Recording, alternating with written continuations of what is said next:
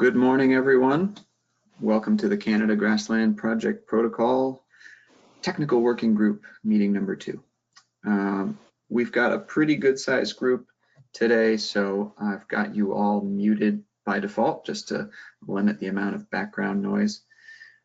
If you look on the webinar controls, there is a question panel and you can submit questions there. There's also a chat panel where you can type in any messages to me or the other organizers or the other attendees.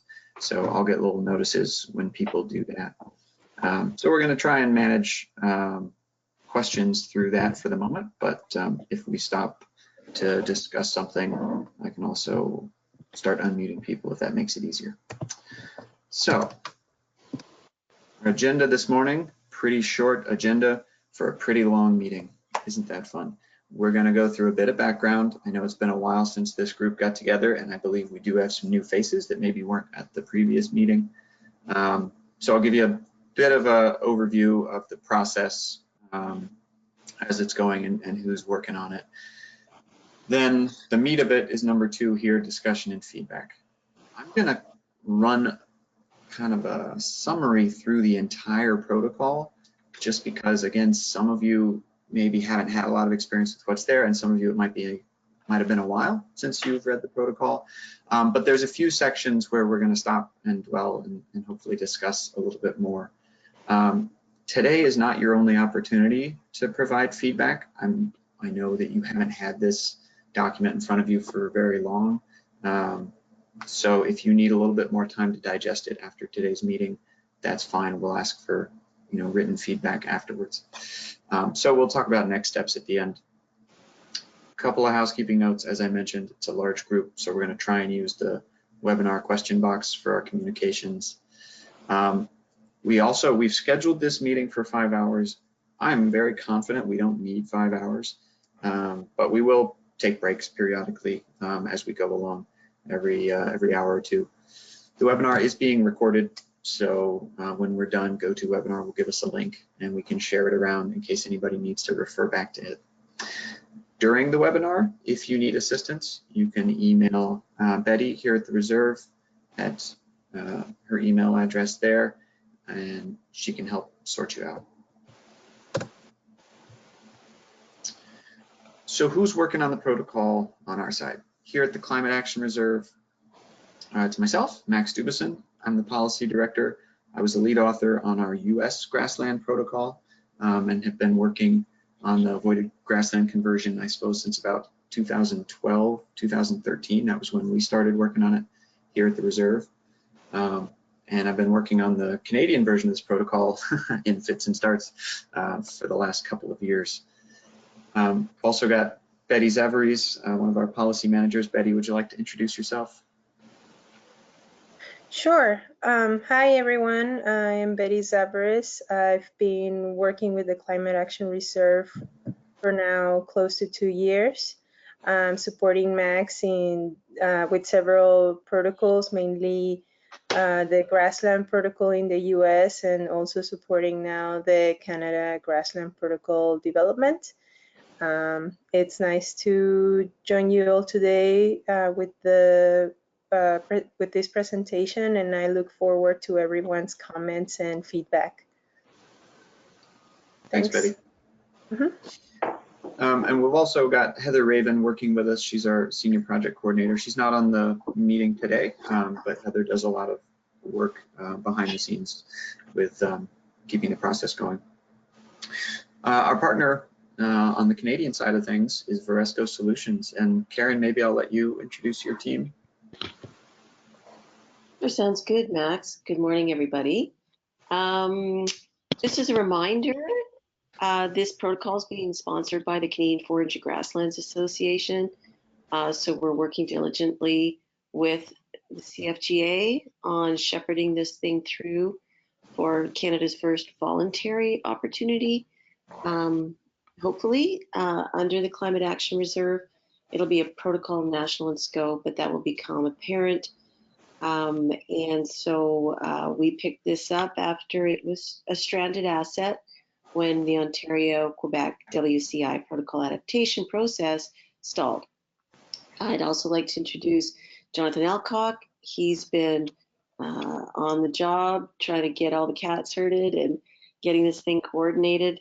He's a sustainability specialist with Resco Solutions. And then Dr. Brian McConkey, our Chief Science Officer, who has been invaluable in terms of in the early developmental stages when he was with Agriculture and Agri-Food Canada, looking after the inventory for the agriculture side of things. And then we're fortunate enough to have him good continuity here with Brian being able to be on the job. Over to you, Max. Great, thanks, Karen.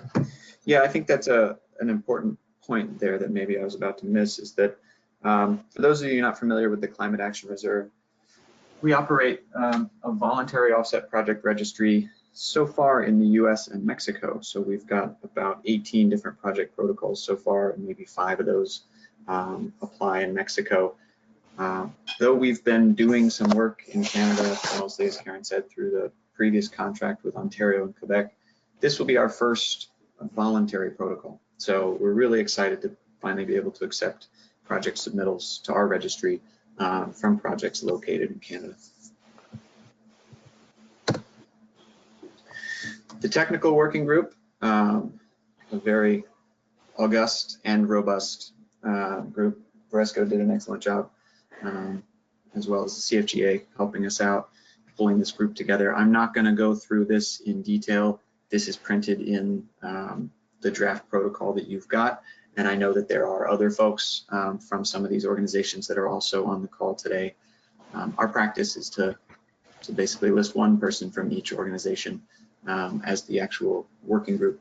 But we really appreciate all of you participating. The reason that we do these working groups is that we think it's really important to engage with experts from a diverse array of sectors during the protocol development process, not just waiting till we get to the end, public comment, so that we can really get good input and guidance along the way.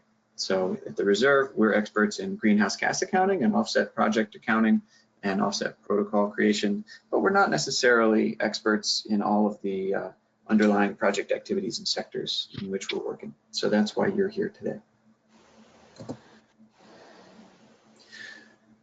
So I want to give you a sense of where we are in the timeline. The beginning of this protocol was the US Avoided Grassland Conversion Protocol, which was adopted in 2015 and then revised, and version 2.0 was adopted in 2017. We've got 10 projects now going through that protocol, about 5 of which have already gone through verification in the US. Then in 2017, 2018, we were working under the Ontario contract to start adapting this to Canada. And in the fall of last year, 2018 was when the Forage and Grassland Association stepped up and said, let's move this thing forward. So we really ramped that up in November with the conference in Calgary and the workshop that we did there. And then we've been working here through the spring to get the protocol draft in shape for you guys to really chew on it. So that's where we are now on this portion, the sort of tail end of our overall work plan. This is the home stretch. So we're in this meeting here, the orange box. We'll begin revising the protocol based on your feedback, feedback we get from you today, as well as any written feedback that we get from you, with the goal of putting it out for public comment period in mid-August. We'll do a 30-day public comment. This will be open to anybody, posted on the web, and our practice is to post those comments and our responses publicly. As part of that, we'll hold a webinar that will be much shorter than this one, but kind of a similar idea. We'll run through the protocol, and that I think will probably target August 28th. Following public comment, it'll take a week or two to revise the protocol based on the feedback we're getting, some internal final reviews, and then we need to submit the final protocol draft to our board of directors. They'll be meeting October 16th in public session, so if anybody's interested, you're welcome to call in and listen. You are also welcome to comment publicly to the board before they make their decision. But if they like it, they'll adopt it, and we'll be able to accept projects starting that day.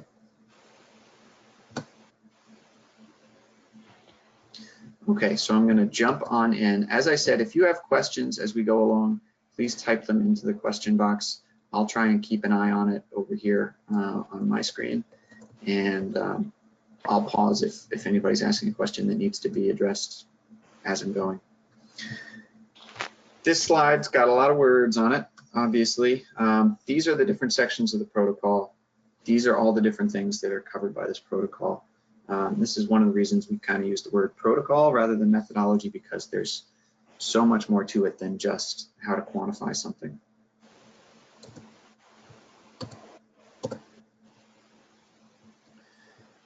For some of this kind of background material, I might skip through it relatively quickly. A lot of these things are not necessarily final, I suppose, but we've had quite a bit of discussion already. So a greenhouse gas reduction project under this protocol is conservation of grassland. So it could be grassland, shrubland, rangeland, pasture land, prairie, but it is not a forest. It's not plowed, actively cultivated field. It doesn't have to be native grassland, but you prevent the conversion of that grassland to crop cultivation. So it's a very narrow protocol because the quantification is all built on what carbon would have been lost had it been converted into crop cultivation. You avoid this conversion through the use of a qualifying land conservation agreement. So typically this is going to be a perpetual conservation easement, but not always. The land must be suitable for conversion to crop cultivation. I'll get into what that means later.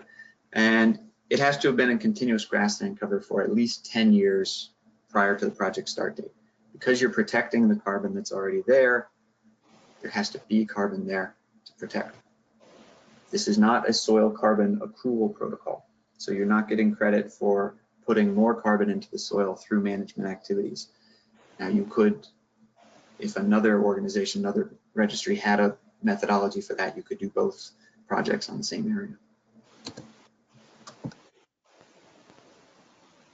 We try to be flexible and not too restrictive about what happens on the project area. So there could be some seeding, there could be use of organic fertilizers, there could be some harvesting or haying. We expect there will be livestock grazing projects. It could be irrigation, recreational activities, as long as you're not disturbing the soil carbon. So if those recreational activities require you to build, a large building site on the project area, then that would disturb the soil carbon. But if it's simply having hunters come through, that's not a problem. In terms of grazing, the manure emissions are accounted for, but we do prohibit the management of manure in liquid form. I can't imagine that'll apply anywhere on any of these projects.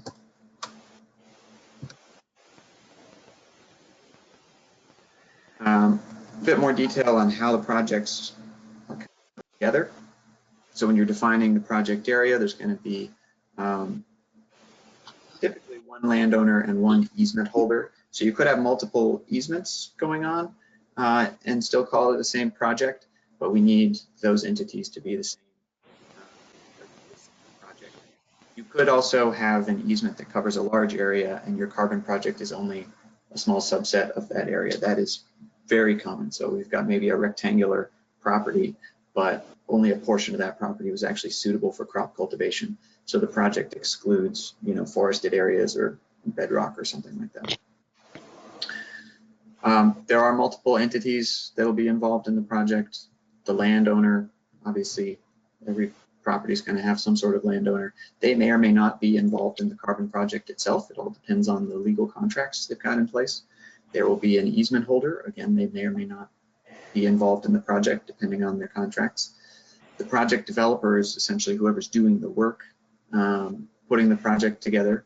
And then the cooperative developer, and I'll talk a little more about cooperatives, is if you've got more than one project that are being managed together as a group. So it's a form of sort of an administrative form of aggregation. So we've got a question here that's come in: why only organic fertilizer and not chemical fertilizers? That is a great question. I actually think, now that you mention it, we may have changed that in previous versions following the previous work group meeting, and we maybe didn't change it on the slides. I do believe we might have removed the word organic. This came up previously. It was added in the US version from a desire to, essentially limit the emissions from the fossil fertilizer industry. Max, yes. we also have a question of whether conversion only applies to annual crops or perennial crops. Right. So the way that the quantification works is Brian and his team, when he was at Agriculture and Agri-Foods Canada, looked at the carbon change factors from perennials to annuals. So we're considering the grassland to be perennials, and we're seeing what the carbon change is to annuals. So the assumption is that you would be plowed up and be growing annuals. No, I got another one today.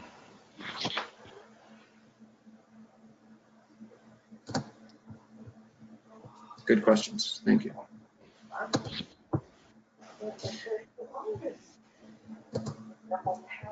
Let's see here. Now the greenhouse gas reduction rights. Looks like somebody submitted another question in the question box. Let me pull that up. There we go. Is the number of landowners important? Alberta has very separated land ownership. In some places, you may have 10 parcels that are all owned by the same family, but divided into 3 or 4 different ownership entities, such as a family company, husband and wife. Does this impact the project area?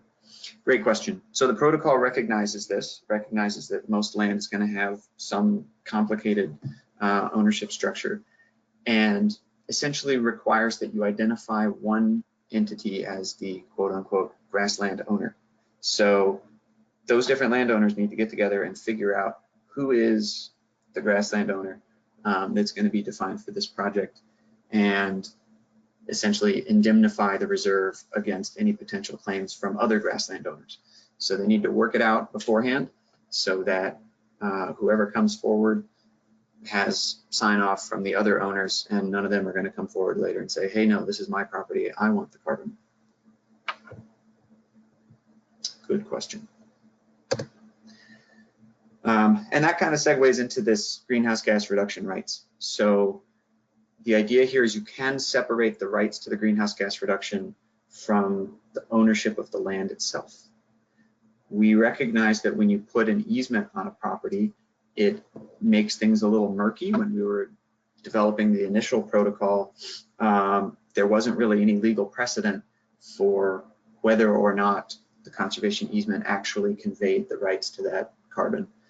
So what we've said is there needs to be some legal agreement. It might be the easement, it might be a separate contract that clarifies who owns the rights to the greenhouse gas emission reductions. So it could be that the easement says this easement holder takes the rights to the greenhouse gas emission reductions from the conservation of the property. It might also explicitly say that they are not taking the rights to those reductions, in which case the landowner could still retain those rights. You could also have a contract where both the landowner and the easement holder sign off to convey those rights to a third party. They both recognize that this third party has been given the greenhouse gas reduction rights. It may be that this takes the form of more than one contract.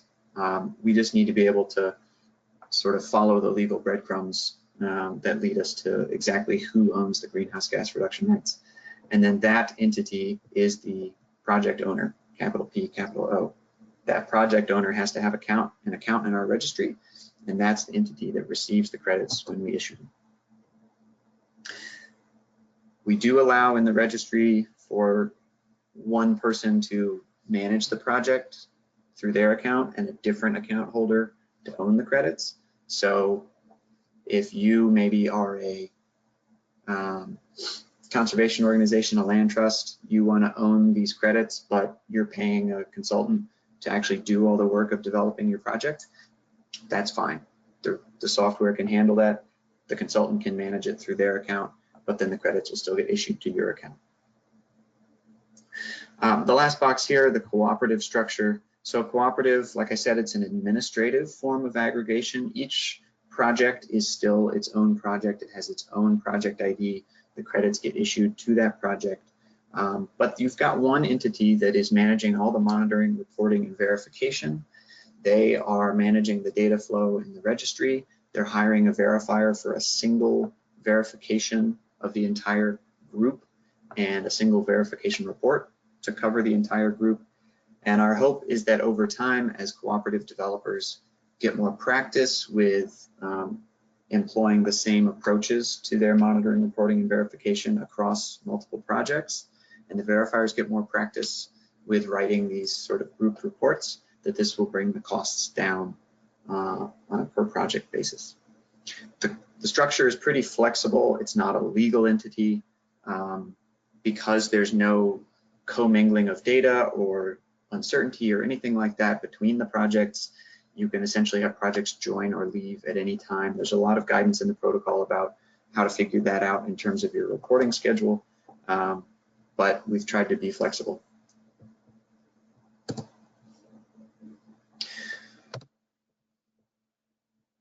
And I've got an entire slide on cooperatives.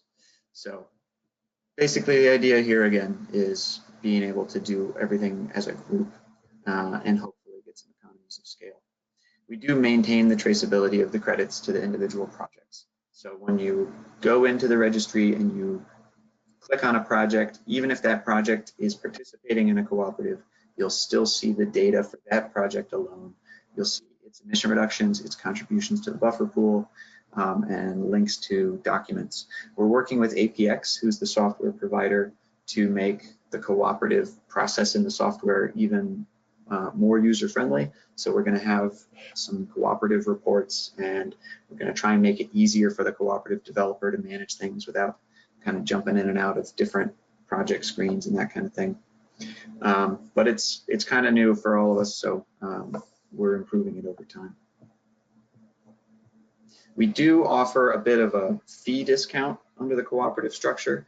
So if there's basically a submittal fee every time you submit a project to the reserve. And if you submit a batch of projects all at once under a cooperative, you only pay that one submittal fee. So a cooperative developer that's really got their ducks in a row and can submit, 10 or 20 projects all in one go could save themselves a lot of money on fees.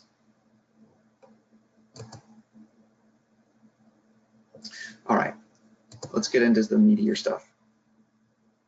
So this is all in section 3 of the draft protocol. The project start date, and this part can get a little bit confusing. It's defined as no more than 12 months prior to the project submission. So what that means is once you start your project, and you start your project by either submitting it to the reserve, obviously then you don't have an issue with timing of your project submission, or recording your conservation agreement on the project area. LCA is the term we're using here for land conservation agreement. You could just consider that to be your easement, or the sale of the property. So it could be that, say a land trust is out and they're gonna buy a property and they want that to be the start date of their carbon project. That's fine. Basically the easement just needs to be in place prior to the end of verification. So you can't get verified without having your easement in place, but you can start your project without your easement in place. So if you do one of these things, put an easement on the property or purchase the property and you want to use that for your start date, that starts the clock ticking. You've essentially got 1 year to get your paperwork into the reserve, but submitting the project is a very easy process. Basically opening an account, putting in the information and filling out a form. We also always allow people to submit projects before they start. So if you're working on a project but it hasn't started yet, you can always set it up in the software. Additionality for grassland projects, we've got the legal requirement test. This is fairly straightforward. Is the land legally able to be converted to cropland in the project scenario? Practically what this means is there can't be anything in place that's already protecting the land from conversion to cropland. So there are some forms of agricultural easements that maybe prevent conversion to development, but they don't prevent conversion to cropland. That's not necessarily going to make you fail the legal requirement test. You would have to either amend that easement or layer another easement on top of it, which does prevent conversion to cropland in order to have a project. That's what makes it a qualified easement. But that's the idea. There needs to be no zoning restrictions, no laws, no existing easements or anything like that that would prevent the baseline scenario of conversion to cropland. Following the legal requirement test, so you've got a property that is legally able to be converted, then we go to the performance standard test. And this is a two-part test. The reserve works in standardized offset protocols. So we tried to standardize these tests as much as possible so that every project is playing by the same rules. The first screen is a financial additionality screen, and I'm going to go into much more detail on all of these, but we're essentially trying to identify whether there is financial pressure to convert the project area to cropland. And then part two is a land suitability screen, which is it good farmland? Do you have good soils for crop cultivation? So let's dig into these. Got a question about, is this where CLI suitability comes in? Yes, we'll get to that in a minute. I'm going to go through the financial portion as well. Does this include lands with a current conservation easement? I'm not sure what that question means, so perhaps you could resubmit with a bit more detail to your question. So the financial additionality test revolves around this term we call the cropland premium. So in the US, we use rents. We've got national data sets on rental rates at the county level that come out every year. So for the US, we have cropland rental rates and we've got pasture land rental rates. So that's how we calculated the cropland premium here. In Canada, we don't have such a data set. So we're going to be relying on site-specific real estate appraisals to identify what is the land value in dollars per acre as cropland and what is the land value in dollars per acre as grassland, which may be assessing it essentially as grazing land.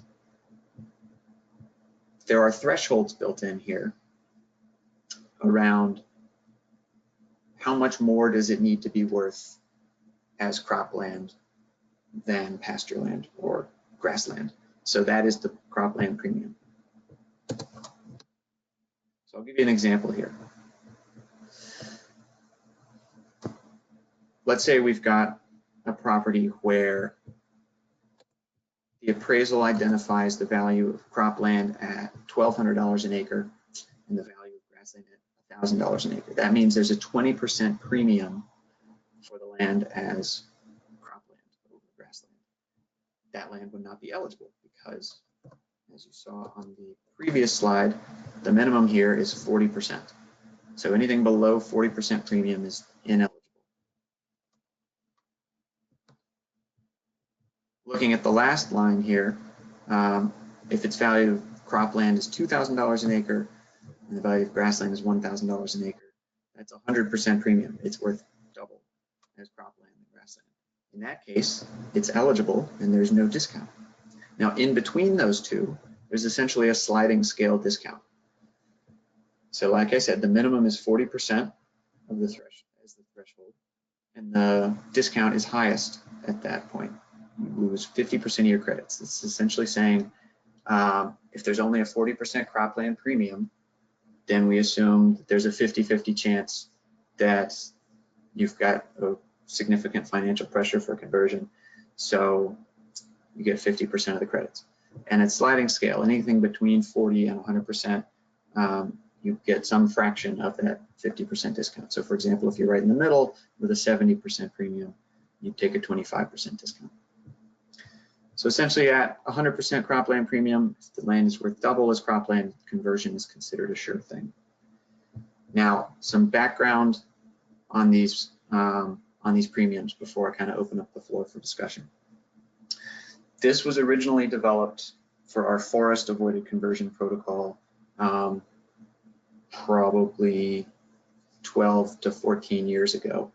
Our forest work group, there was a lot of stakeholder discussion and work group discussion, and they hit on these threshold levels.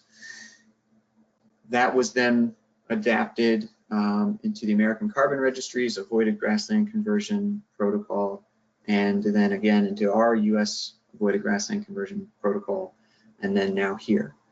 So the general approach, we believe, works, but we're interested in comments on the actual thresholds themselves. Whether there are data available that somebody could point to where somebody has actually studied conversion and the land values that were related to that conversion, or whether there are, expert opinions we could rely on to adjust these a bit. So I'm gonna open up the question box here. It looks like folks are starting to type in some questions. One question is related to this discount. Are those credits going to the buffer or just lost outright? That's essentially a discount before you get to the crediting stage. So before you get to the buffer pool contribution or anything like that, it directly discounts the baseline emissions. What is the opportunity to revisit these values of cropland and pasture land in the future, not just when the project is registered? So you do not revisit these values later in the project. Essentially, it's at the project start date. That's the decision point. You're making a decision to conserve the property, or you're making a decision to convert the property.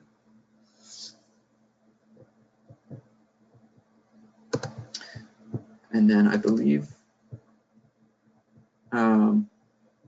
we've got a hand up. So thank you, Tracy, for finding the hand raising. That is something I didn't talk about, but we do have that option as well. I'm going to unmute you here. All right, Tracy, you are unmuted.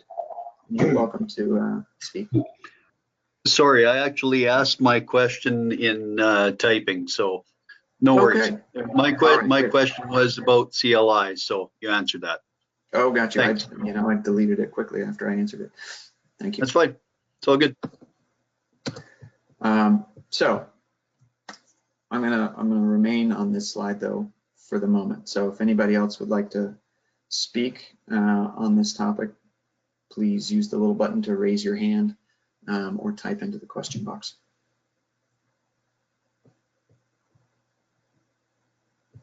And also, while we're here, it looks like, Tom, you followed up on your previous question about existing conservation easements as legal protection. So essentially what I was saying is, if you have an existing conservation easement that prevents crop cultivation, then that property would not be eligible to do a carbon project because there's no threat of conversion. But if that existing conservation easement prevents maybe development but doesn't prevent crop cultivation, then you could do a carbon project by either amending or adding to that easement.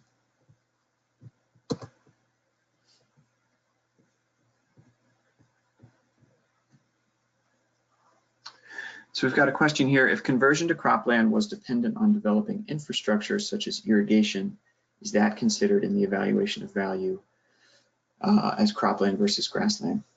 So a real estate appraiser would presumably factor that in, I believe, but folks, please jump in if that's not correct. In the US protocol, we have different suitability thresholds based on whether or not land would need to be irrigated. And so some projects have to actually prove that they would have access to irrigation. But here, the LSRS, I don't believe that we're not planning to separate it out by whether or not the property would need to be irrigated. So I do believe the appraisal itself would take that into account if you're going to need to spend a lot of money to actually make the land suitable for crop cultivation. But it should also presumably be accounted for in the LSRS in that if you don't have sufficient water, presumably the rating wouldn't be quite as good.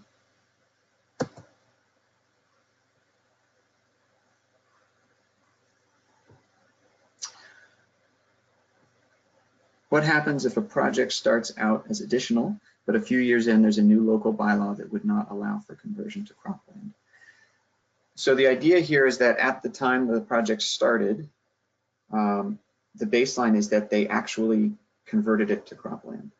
So that laws that come later shouldn't affect that because that property is already cropland in the baseline scenario. So it does not affect the eligibility or additionality of the projects if laws are passed later. Good question.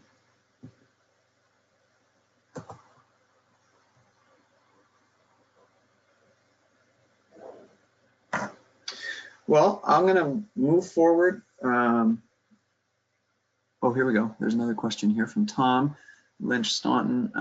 Is recreation value or development value taken out of the calculation? That is it trying to quantify only the value of grass for grazing versus crop? Yes. So cropland doesn't necessarily, and this might be a little strange for some appraisers. We have found that it can be a little strange in the US going through this appraisal process. Cropland doesn't necessarily have to be the highest value land use for the property. It just needs to be significantly higher than not converting it from grassland. So, you know, recreation, grazing, these can be factored into the grassland value. So if it's, you know, a property where there's already, you know, an active hunting operation or something like that, then, you know, that land is potentially more valuable as grassland than some grassland that doesn't have that recreation value.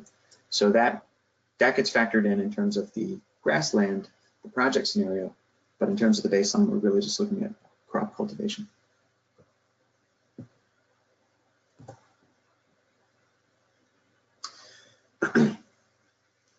So I'll give another minute here on this slide if folks are still ruminating and typing, but again, we do welcome written comments after the meeting.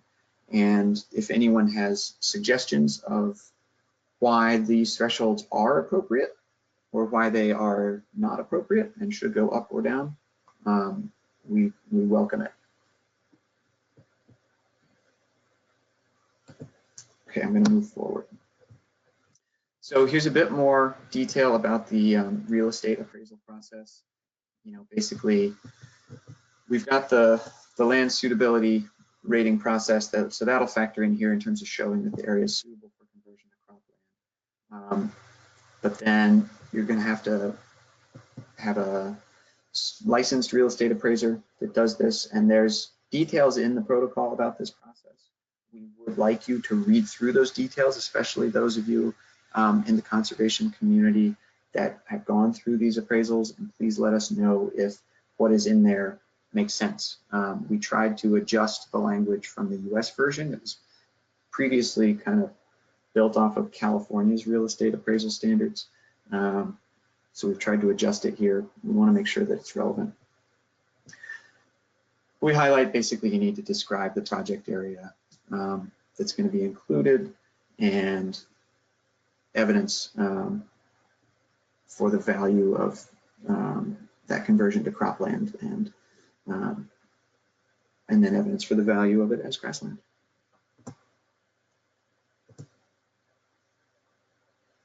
In terms of the suitability threshold, so this is the land suitable to be converted to crop cultivation? Is the soil suitable? We're using the land suitability rating system. If there are not LSRS data available for your property, I know it's not available everywhere, but there are CLI, Canada's Land Inventory data, that can be used as well. Or you could conduct a site-specific LSRS assessment with an expert. So if you really think the data set's got it wrong and you've got really, really good soils, and it's worth it to you to pay somebody to go and conduct an assessment for your property, that is an option. Now, the way these systems work, we've got 8 different soil classes.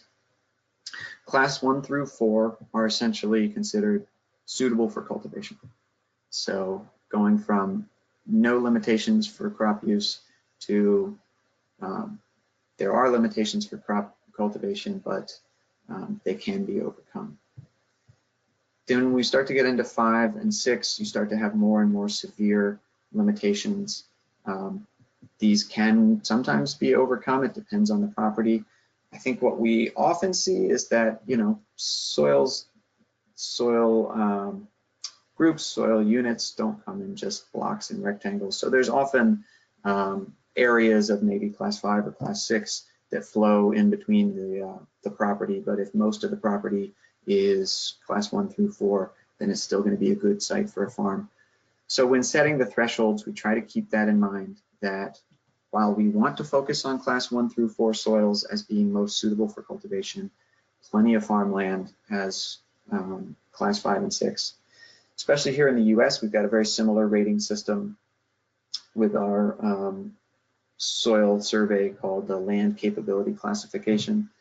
It's also 8 different levels, and a significant amount of the conversion that's happening in recent years on grassland to cropland is happening on class 5 and 6 soils. You know, a lot of the best soils are already in crop cultivation.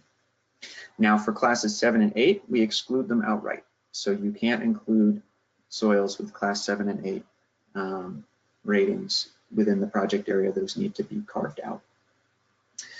In terms of how much of the project area needs to be class 1 through 4 and how much needs to be class 5 and 6, for that, we're setting a threshold at the reporting zone level.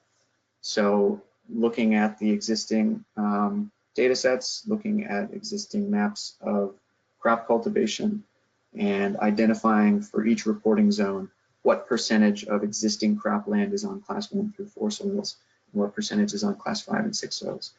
So this will end up as a published table where you look up your reporting zone and it'll give you a threshold, say 80%. And what that 80% means is over the entire project area, 80% has to be class 1 through 4. If you disagree with the threshold that we will publish in the table, we do allow for an assessment of local cropland. So what that means is choosing at least three properties that are active annual crop cultivation in your same ecoregion and not too far away from the project area. I think the protocol says 200 kilometers, so you've got a 200 kilometer radius. We would welcome feedback on that number. Is that an appropriate radius for considering it to be kind of the same region and similar farming community? And the farms need to be at least as large as the project area when all combined, so that you go and you look at the soil maps and you overlay them with the farm boundaries and you identify, well, what is the soil suitability of these existing farms? And you could say, look, in my region, even though you said the ecoregion threshold is 80% class 1 through 4, look at all these farms. They're only 60% class 1 through 4. And so we would review that, and then you could potentially have that as your threshold for your project. We've got a couple of questions coming in. Does the suitability rating also include what crops will grow in the site-specific climate? No. So we are looking at simply, is it suitable for crop cultivation?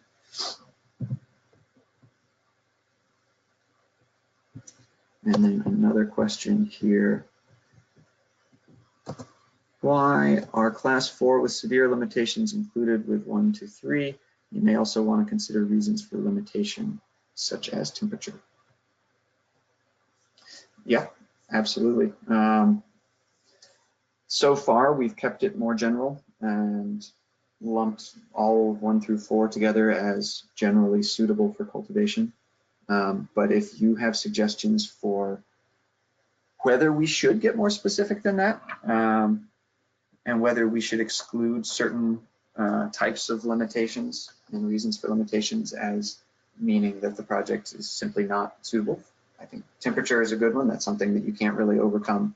You know, something like rocky soils can occasionally be overcome through management of the land. So that's a great comment. If you could give some thought to that and let us know if you have suggestions for other things we should do to sort of make this a more nuanced assessment, that would be great.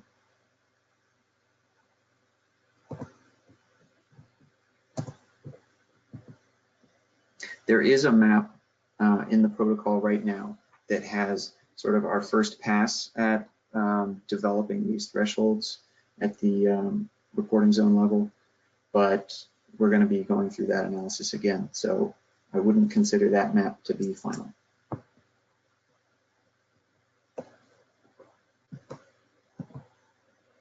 I'm going to dwell here for just one more second in case folks have additional comments or questions. Again, you can raise your hand or type into the question box. Max, it's Karen. Just Yes. a clarification. I think the map is on an eco-region basis when you did the first swath of the, yeah, and so I think that's a little finer than the reporting zone. I think it's our intent to keep it at the eco-region level, right? Okay. Good point. We've got a comment here from Serena. In British Columbia, it's been acknowledged that some of the LSRS is very inaccurate, and there's much higher potential, particularly due to changes in climate. I'm assuming that it'll be up to BC to update the LSRS in order for producers to be able to develop projects. Yes, unless, again, they have their own soil information to show. So it could be, there's a couple of things here.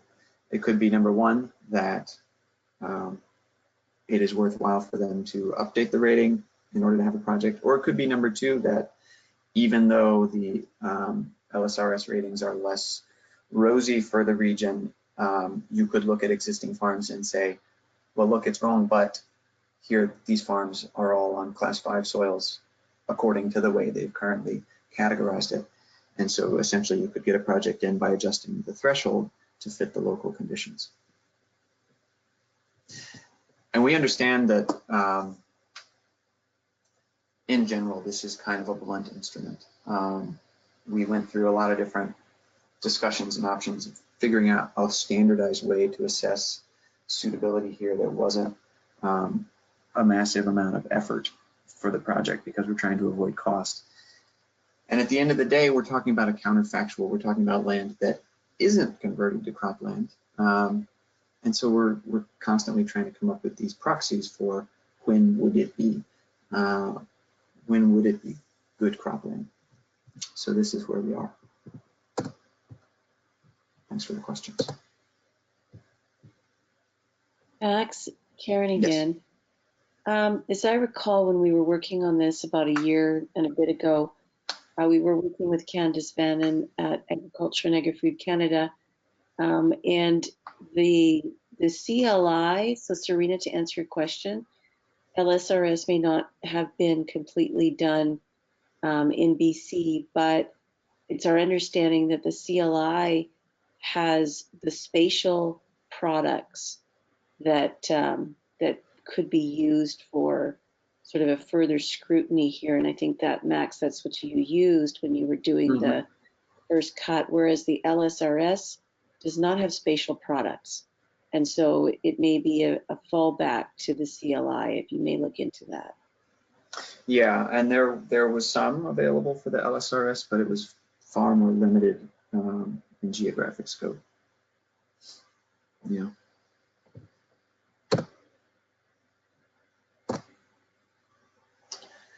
So a note about what we call credit stacking. It is possible that there could be other incentives or crediting going on the property that you're interested in, and you know we're not going to have a positive and negative list of different things you can do on the property. We kind of take them on a case-by-case basis, but the protocol will have some guidance in there for how to think about these things. So for one example, if you want to enter into another program that also requires a conservation easement, if you are able to use the same conservation easement for the carbon project as you do for the other program, then it is often not a problem. You have one easement, so you've got the same kind of day that the property was protected. Now, you can't do another program that gives you credit for protecting soil carbon.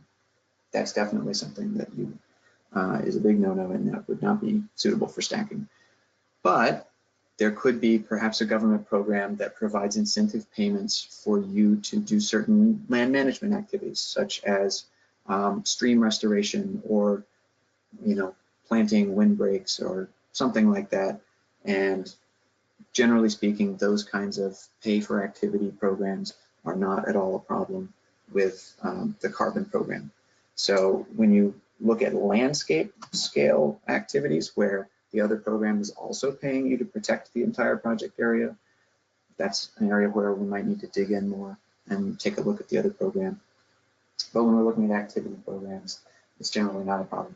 Now here in the US, a lot of these government programs don't allow you to have a conservation easement on the project area. So actually doing the carbon project makes you ineligible for the government programs. So it's less of a problem of whether we allow it and more of a problem of whether they allow it. And then lastly, I also mentioned there are situations where you could do 2 carbon projects on the same project area. So if you have another type of project you'd like to do in the project area, essentially come to us and we'll take a look at the other methodology and talk to the other carbon program and make sure that there's no overlap between the accounting boundaries.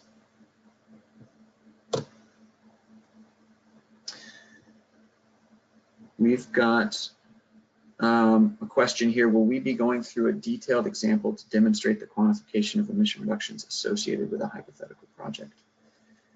No, although we do have some slides that uses one example in terms of numbers, but we don't have a detailed quantification example. I'm going to walk through all of the quantification steps, so you'll be able to see them there, but feel free to ask questions as we go along to make sure that I'm making it clear how things fit together.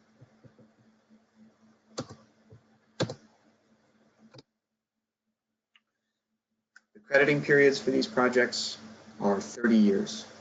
We say maximum of 30 years because we allow you to end your crediting period early if you so choose. So if a person only wants to do a 20-year project and they don't want to do the more intense monitoring and verification that comes along with the crediting period, they can end it early. The emission factors are already modeled, so you're not going to be doing soil samples, you're not going to be running biogeochemical models and worrying about that. We've done the model calculations for you, so there's a table for each stratum. You're going to stratify your project, and those emission factors are in 10-year increments. So year 1 through year 10, you use, through year 11, you use a certain emission factor. Year 11 through year 20, you use a different emission factor, so on and so forth. Cooperatives don't have a specified crediting period because each underlying project in the cooperative has their own crediting period.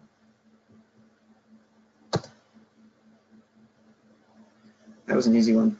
Now here's a hard one. Permanence. We've got a question. Do you really feel the emission factors provided suitably address the spatial heterogeneity? The short answer to that is no. So people have tried to do carbon projects that rely on soil sampling and modeling, and they're very expensive. So it very quickly limits you to only very large projects on very fertile soils. And so when we were developing our version of the US protocol, we said, we need to do something to streamline this, to bring the costs down. So the initial version was developed with Colorado State University. As I said, the quantification here for this version was done with Agriculture and Agri-Foods Canada. And the idea here is, at any individual project level, if you went out and sampled the soils and did the modeling, it probably would not match up with what the emission factors are giving you. But if you start to take multiple projects across multiple zones across the country, those errors are going to start to disappear because these should be good emission factors on average. They are also conservative. So as I said, they are based on the conversion of perennials to annuals, and a good piece of prairie might already have more carbon in it than perennial cropland. So you're actually conserving more carbon than we're giving you credit for. There's also going to be deeper carbon that we're not able to give you credit for. So I think those things taken together, the fact that it's conservative and the fact that it should be correct across multiple projects are reasonable trade-offs for the significant cost and effort savings that come with using the emission factors. But yes, it's always a balance, always a trade-off. So the question, does this not potentially leave a single project underestimating their real credits? Would direct monitoring allow more credits at some point later? So those are two very different questions. So the first one, yes, it does potentially leave a single project underestimating their real credits. And again, that's the trade-off for having a program that's less expensive to use. So, you know, what we found looking at the market was that the cost was such a limiting factor. There are plenty of other methodologies at other registries that nobody's using. There are plenty of direct measurement and modeling methodologies available in the world, and nobody's using them because they're really hard and really expensive. Now, your second question, would direct monitoring allow more credits at some point later? That's a big maybe. So there's two things there. One is you could seek out one of these other existing methodologies for soil carbon accrual, and if you think your activities are putting a lot of carbon in the soil, you could layer that project on top. Essentially, our project gives you credit for the pool that's already there, and the other project gives you credit for adding to it.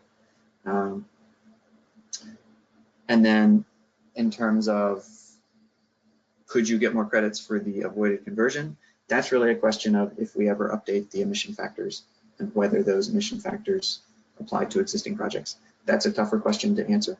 And that's also a maybe. So I would say I wouldn't counsel anybody to move into a project today unless it made sense with the existing emission factors.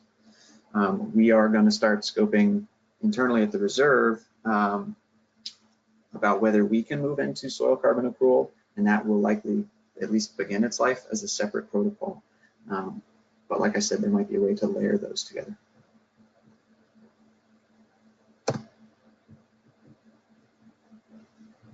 Okay, let's move into permanence. We are 1 hour in.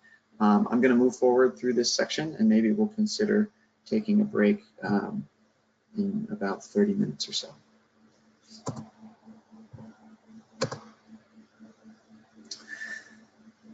So I may not have clarified this at the beginning. We use CRT. I'll pronounce that as caret. That's a climate reserve ton. So that's 1 ton of CO2 equivalent, reduced, removed, destroyed, sequestered. That is the unit that we issue in our registry. So anywhere you see carets, that's the offsets that we issue. So when you're thinking about the permanence of grassland emission reductions, the first place to start conceptually is that when a caret is retired, that means somebody uses it as an offset. This is allowing the emission of a ton of CO2 somewhere else in the world. So for example, if you take a flight, you calculate that your flight resulted in 1 ton of CO2 emissions, and you buy an offset, we need to make sure that that offset is functionally equivalent in terms of its radiative forcing benefits as that ton of carbon that came out of that airplane in terms of its negative radiative forcing impacts. Because that allowed emission, the carbon from that airplane is effectively in the atmosphere forever. It's in there for a very long time. So in terms of greenhouse gas accounting, the international communities defined forever as being 100 years, because we need to make it somewhat more practical than forever. So in order for an offset to represent, an offset must represent a permanent reduction in order for it to be credible. Therefore, stored carbon has to remain stored for 100 years in order for it to be equivalent to the emission that is being used to offset.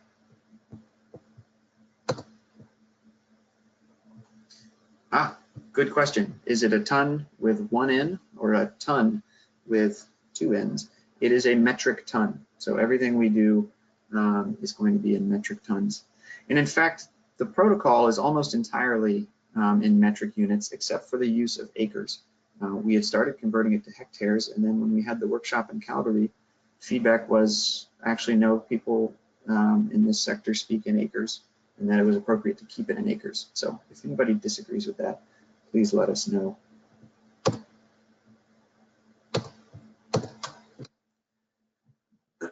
So when we talk about permanence or impermanence, what we're talking about is something reversible or non-reversible. So once you get that emission reduction is reversible, means there's a chance that it could actually be undone.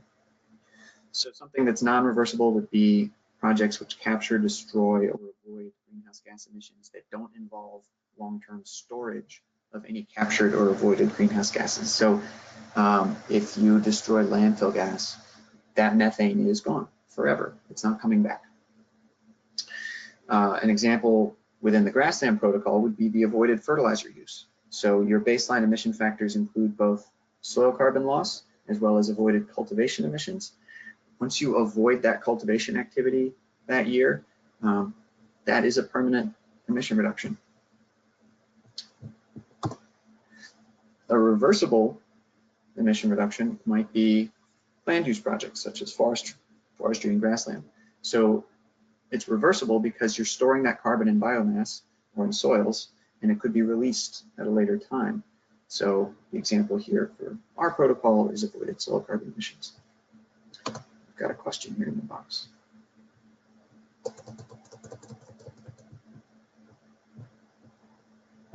Oh no, okay, no questions.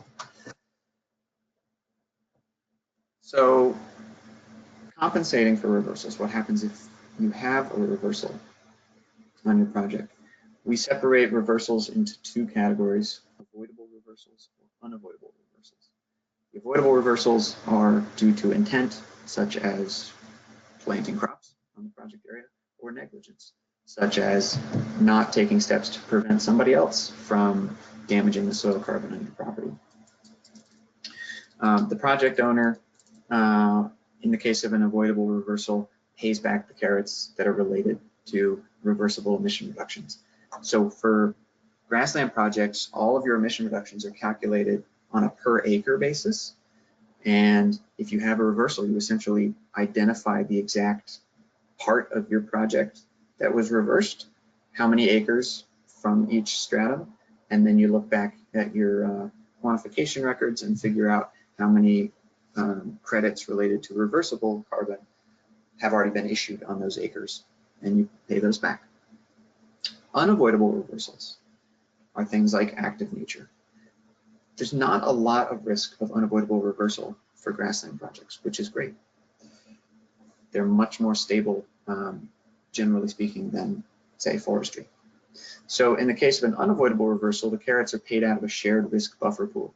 So every time you go through verification, you go through a process of identifying the risk of reversal for the project, and you donate, well, you deposit a portion of your credits into this shared buffer pool. These credits aren't paid back later. They're simply kept there and used as an insurance pool against all of the grassland projects. However,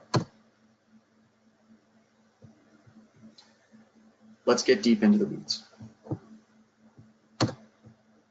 So this is a graph of the radiative forcing of carbon dioxide over time. So over a 100-year period, we get up to 1, right? It takes a full 100 years. And there's a bit of a curve here, but imagine it's just a straight line, because it's pretty close to being a straight line. So we're going to simplify everything by calling this a straight line. It's simply that it's not that you wait 100 years and then suddenly get that benefit to the atmosphere from the greenhouse gas emission reduction. There's actually a little bit of benefit every year from keeping that carbon away. And it's approximately 1% of the value accrues every year.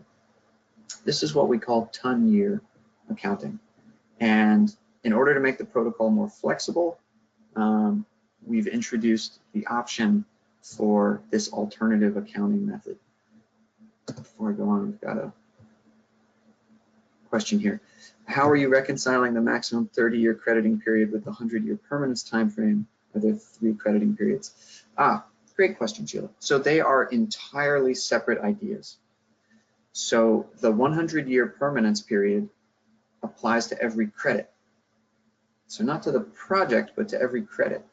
So if you get credits after 1 year, those are maintained for 100 years. Then if you get credits again the next year, you need to maintain those for 100 years.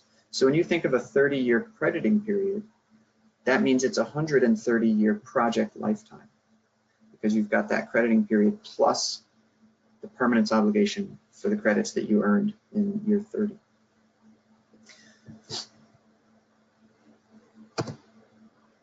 But what I'm showing here is that essentially there is some benefit every year. So the first thing we've done is we've built this idea of ton-year accounting into the reversal equation. So over time, the amount that you would need to pay back for reversal starts to go down because you've already had some atmospheric benefit. So if you get to year 50 and you terminate the project, if let's say you only earned credits in year one, and then 50 years later you terminate the project, you would only pay back half of the reversible credits.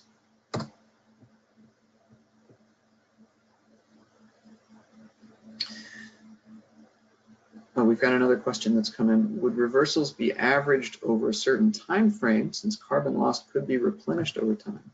For example, if you have a fire or a drought, the land will recover over time. Same could be said for pasture rejuvenation. No, partly to simplify things, and partly because you, in the sort of concept of the reversal, that area of the land that was reversed is essentially starting again at zero. And so you'd need 10 years before you get back to where that land was at the start date. And then you'd essentially sort of start again. So, you know, it's possible in the future we could amend it so that maybe 10 years after a reversal, land could be added back into the project area, but then you'd have parts of your project using different emission factors. So it's not impossible, but it's not part of the protocol as it stands right now. Now, something like fire or drought are not necessarily reversal events. So fire affects above ground carbon for the most part. And so there are emissions that happen directly from the fire, but we don't consider that to damage the soil carbon that's been credited. And similarly with a drought, it depends a little bit on the severity of the drought. Later in the protocol, we get to things like ecosystem health. But if over, you know, a several year period, you're able to maintain a healthy ecosystem despite a drought, it is probably not going to be considered to be a reversal.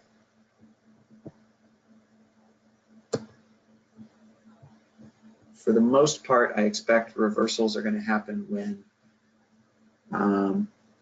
either somebody decides to terminate the project or they decide to develop part of their property. For example, if they want to put in wind turbines, you're going to have sort of localized reversals around each turbine, and they'll probably have to build a couple of roads or something like that.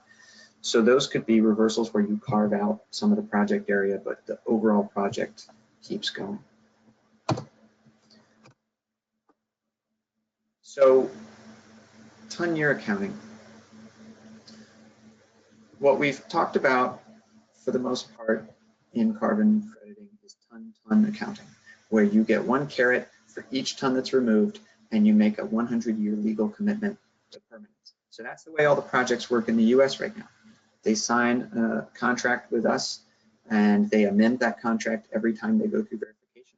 And that contract obliges them to monitor and maintain and protect that soil carbon for 100 years after we issue it. With down here at the bottom, what we call pure ton-year accounting, you could essentially make no future commitment to permanence, but we would only give you 1% of your credits. And then if you come back the next year, we'd give you 1% of next year's credits as well as 1% of last year's credits. And then so on. You can imagine your actual issuance starts to grow over time because the program would only be crediting you for carbon that has been protected in the past. So that's a rearward permanence rather than a future-looking permanence obligation. Obviously, there's a huge drawback to doing pure 10-year accounting because you get almost no credits in those early years because you're getting very, very small percentages. Now, the benefit is that you have no reversal risk because you're never credited for anything that hasn't already had its atmospheric benefit. You have no buffer pool contribution, and you've made no legal commitment. So you could terminate the project at any time with no recourse. Hybrid 10-year accounting here in the middle is essentially allowing people to make shorter commitments and using that 1% per year radiative forcing coefficient to discount the number of credits that are issued. So in simple terms, let's run through an example here. I think this will help. So here's one of the strata, the semi-arid prairies, fine soils stratum. The emission factor for that one is 645 kilograms of CO2 per acre per year. So if we have a 1,000-acre project area, we'd be looking at 645 tons every year for that project. So right now, we're going to look at just year one of the project, the atmospheric benefit. We've got 6.45, so that's 1% of that 645. And essentially, you'd get issued this in year one, and then if you protect it again for another year, you get issued this. And it does take 100 years under pure 10-year accounting for you to achieve all those benefits. Now, here's a much more fun way of looking at it. I like this graph. So each bar is essentially the new emission reductions from that year. So this blue bar at the bottom is the emission reductions calculated from year one of the project. This next bright blue bar is the emission reductions calculated from year two of the project. Now, what you're seeing here going across is the radiative forcing over time. So under ton-ton accounting, we would give you this entire bar right away. You verify it and you promise to keep it permanent. So this is your whole bar. You can kind of ignore the fact that there's slopes at the beginning and end. It would make more sense if it looked like steps, but couldn't figure out how to do that. Under ton-ton accounting, you would essentially get these bars. See, each of these individual bars is what makes up this entire blue bar across the bottom. And you get one of them every year under ton-ton accounting. But not only do you get this one, you also get this one above it. So the annual issuance is looking up. So when you get out here to year 30, you're getting 30 of these bars. Now, as I said, the emission factors do change every 10 years. They go down slightly. So the bars at the top are a little skinnier than the bars at the bottom. Most of your benefit is in those early 10 or 20 years of the project. But this is the idea. Under ton-ton accounting, you're going to get all of this as it happens. And under 10-year accounting, you're going to get smaller slivers of it, but you don't have to worry about reversals. And here's the summary of the two options. What we're proposing is that there is a minimum commitment. So not allowing somebody to come into this and do an avoided conversion project with no commitment is not a very good argument for additionality.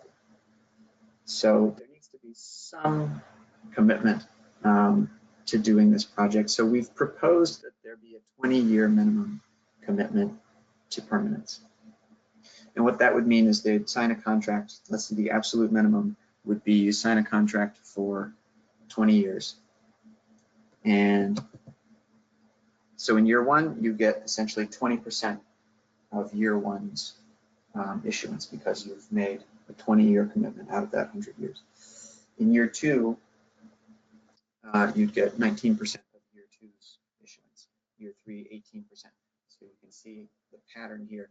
Once you hit year 20, at that point, if you don't make any further commitment, you could continue with the project and you could continue with ton-year crediting, and you'd be getting 1% of year one plus 1% of year two plus 1%, etc.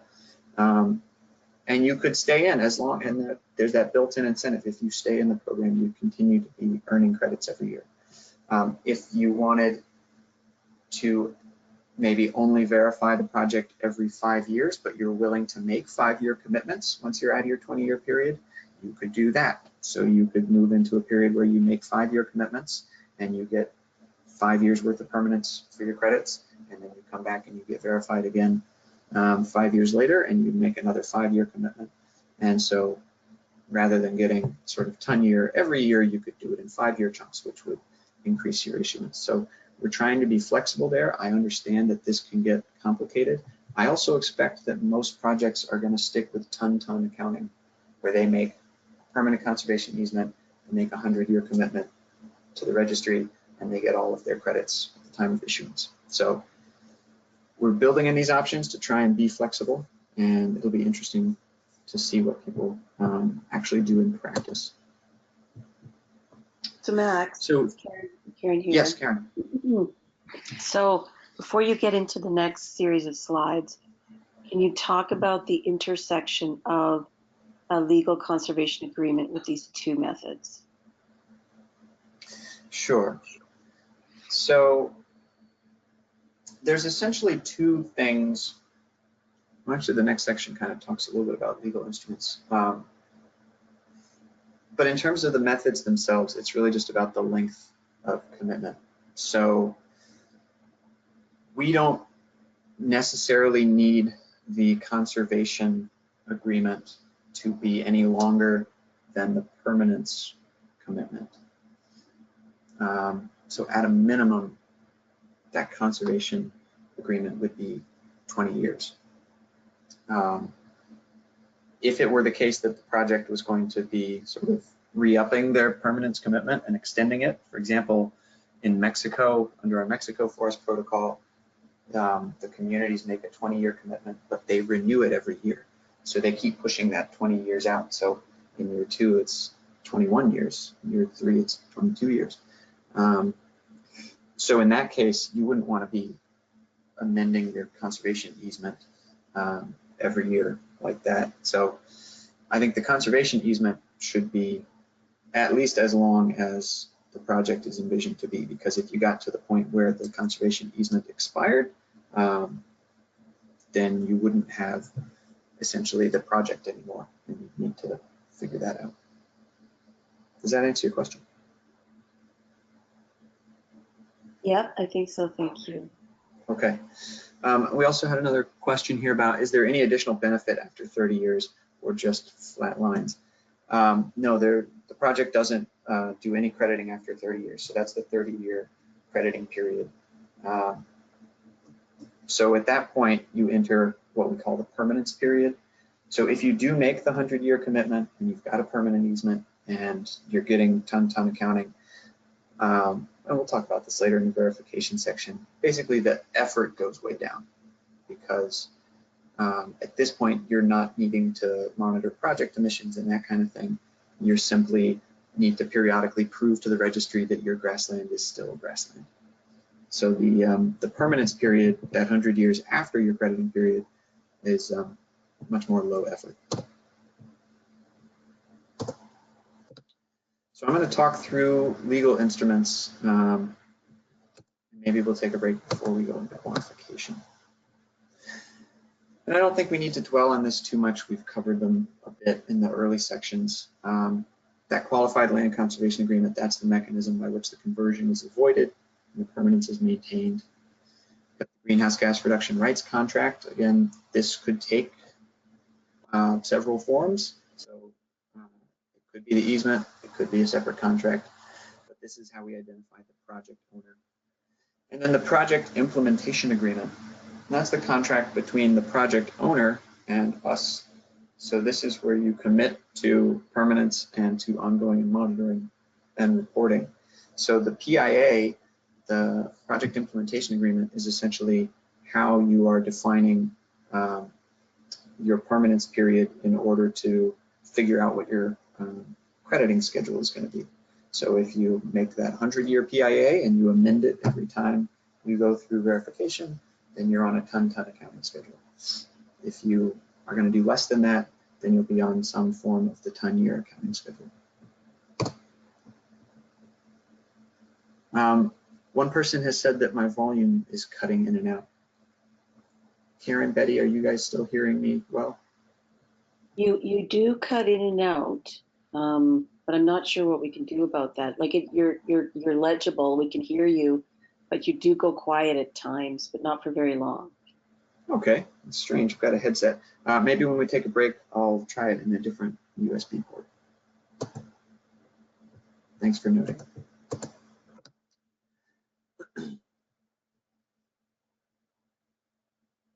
So in terms of the land conservation agreements, as I said, this will generally be a conservation easement. For ton projects, it's going to be perpetual, or at least, you know, at least 130 years, so at least longer than the project term. And it must prevent the conversion of the project area from grassland. So not only prevent conversion to crop cultivation, but prevent conversion to development as well is necessary here to protect the grassland. We also make some additional recommended provisions. So you don't have to make the ownership of the greenhouse gas reduction rights explicit in the easement, but we recommend that you do. So we've had projects do both so far. Some people work it into their easement, some people have it as a separate contract. You also are recommended to make future encumbrances subject to the PIA. So the idea there is you don't want to, it affects the project if there is another encumbrance on the property later that is sort of first in line above the PIA. And so in the event of a reversal, the program may have trouble recouping credits. So that comes into that reversal risk rating, depending on how the PIA is treated. In terms of the greenhouse gas reduction rights contract, again, legally establishing ownership of the greenhouse gas emission reductions could be a separate contract. We have some template language. We have it as an exhibit to the PIA because when you sign the PIA, we want an exhibit there showing that the person signing the PIA actually has the greenhouse gas reduction rights. So we essentially provide a template contract language, but you don't have to use the template as it is. I don't think there's anything additional to say about the PIA at this point. Like I said, for ton accounting, you would be amending it at each verification to extend it out 100 years again. Here's a good point, if the ownership of the project is transferred between one owner and another, then we need to execute a new PIA. So it would need to be re-executed with the new owner. All right, quantification. I think this is a good point for us to take a break. It's 11:30 here on the East Coast. So I'm gonna pause for 5 minutes. If folks wanna go stretch your legs, take a bio break, get a snack, and then we'll come back. Maybe we'll make it 10 minutes, then you can really get a snack.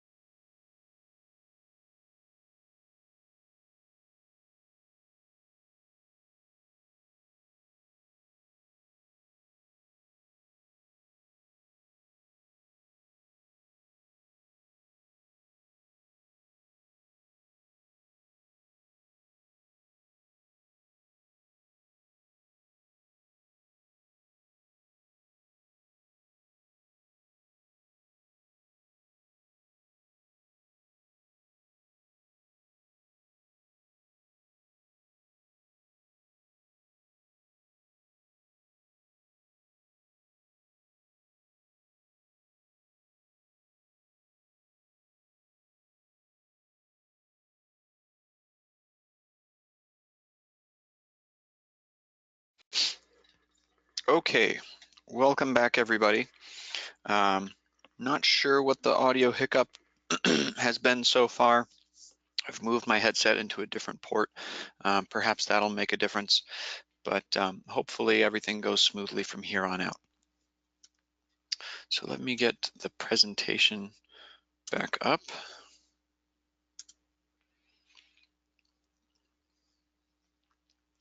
Okay, you should be seeing my screen now. During the break, I did get one question and one person raised their hand. So I'm going to start with the question that was typed in here from Glenn. Is there a legal process in place to transfer payments from current owner to the new owner if the current owner accepted the 100-year payment at the start? So one clarification here, these are not payments. So this is, we issue CRTs, and any financial payment comes from the sale of those CRTs to a buyer. In terms of the transfer, any credits that have already been issued are owned by that entity that received them. So if you are past your crediting period, you've already been issued all of the credits, and then you go to sell the property, it might be trickier because you've already received all the credits, but you're essentially asking somebody else to get on the hook for maintaining the permanence of those credits. And in fact, they would be having to take over the project implementation agreement and maintain the permanence. So honestly, in a situation like that, if the property was sold and it was the landowner that had the commitment and not the easement holder, and they don't want to take it over, then that might end up being a project termination, and there might be a reversal at that point in the future. Now looking over here in the attendee list, I see Craig Bishop has his hand raised. Craig, I'm going to unmute you. Let's see. Oh, it says that you are self-muted. So if you'd like to unmute yourself and ask your question, that would be fine.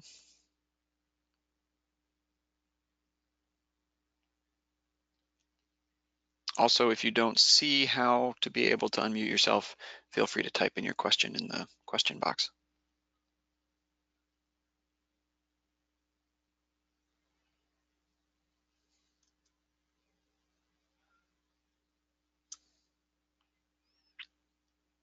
Well, not sure. I'm going to move on. Craig, I'll leave your hand raised. If you'd like to submit a question or a chat, please do so. So let's get into quantification. This part's more fun. Here's your basic greenhouse gas assessment boundary for a grassland carbon project. Everything within the dotted line is somehow accounted for in the project accounting. These gray boxes are accounted for in both the baseline and project scenario. And then black boxes would be relevant only in the project scenario, and white boxes would be relevant only in the baseline scenario. Max, Karen Yes. here. Karen. For those of the attendees who are relatively new to GHG protocol development, SSR stands for soils, sinks, and reservoirs. Sources, yes, thank you.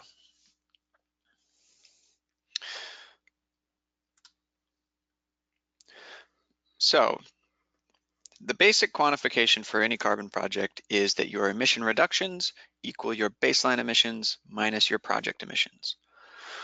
What are you avoiding? And then what are you actually doing? And you get credit for the difference. So our baseline emissions, and remember your baseline scenario is that you plow up the project area and begin growing annual crops. So in the baseline, you lose below ground organic carbon, and you also have direct emissions from those crop cultivation activities. You've got nitrous oxide emissions from fertilizer use, and you've also got CO2 emissions from diesel use. So these are your two big buckets of baseline emissions. The avoided below ground organic carbon loss is a reversible source of emission reductions, and the avoided cultivation emissions are non-reversible. So those are calculated separately in the protocol because it becomes important for things like the buffer pool and reversals to know which of your emission reductions were reversible. In terms of project emissions, these are things that are actually happening in the project scenario, and you're going to need to monitor them to some extent so that we can estimate the emission impacts. The big one for most projects is going to be grazing. So we've got enteric methane, manure methane, and manure nitrous oxide coming from grazing animals. If there is any electricity and fossil fuel use related to the grassland management, if you've got farm truck or irrigation pumps or something like that, then you'd be accounting for those things.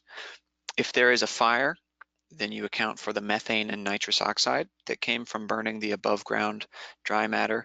We don't ding you for the CO2 that is released by a fire because we didn't credit you for any above ground CO2. So if you burn the grass, it's going to grow back relatively rapidly. So that's considered a wash. And then any fertilizer use that occurs in the project, you'd be accounting for the emissions from that. I'll get into that in a bit more detail later. Another big source of project emissions is what we call leakage. And I've also got a particular slide on that. So the only thing to keep in mind right now about leakage is that it's essentially a 20% discount across the board for all projects from your baseline emissions. But I'll dig into that in more detail. So when we're looking at our baseline emissions, we've covered some of the ton-year accounting components of this before.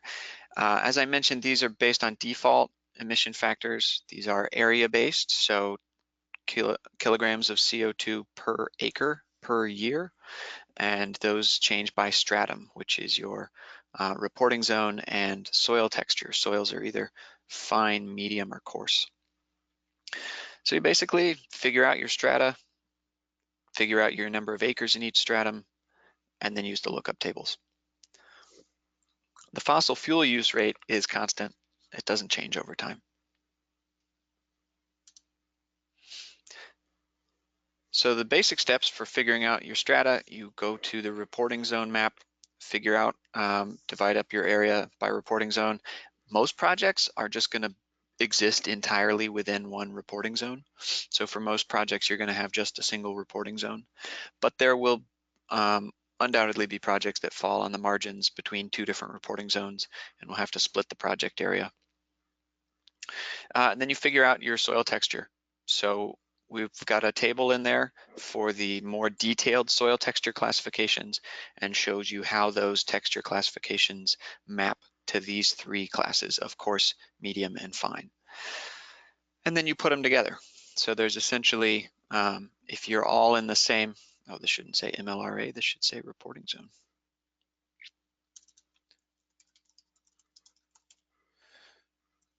There we go. If your entire project is in a single reporting zone, then you could have three different strata. You could have a coarse stratum, a medium stratum, and a fine stratum. You put them together with this name. We'll be building an Excel-based quantification tool, so this sort of stratum naming is helpful.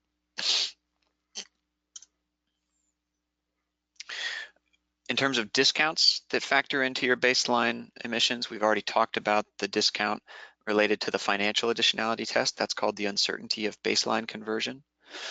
But there's a second discount here that is the uncertainty of modeling future practices.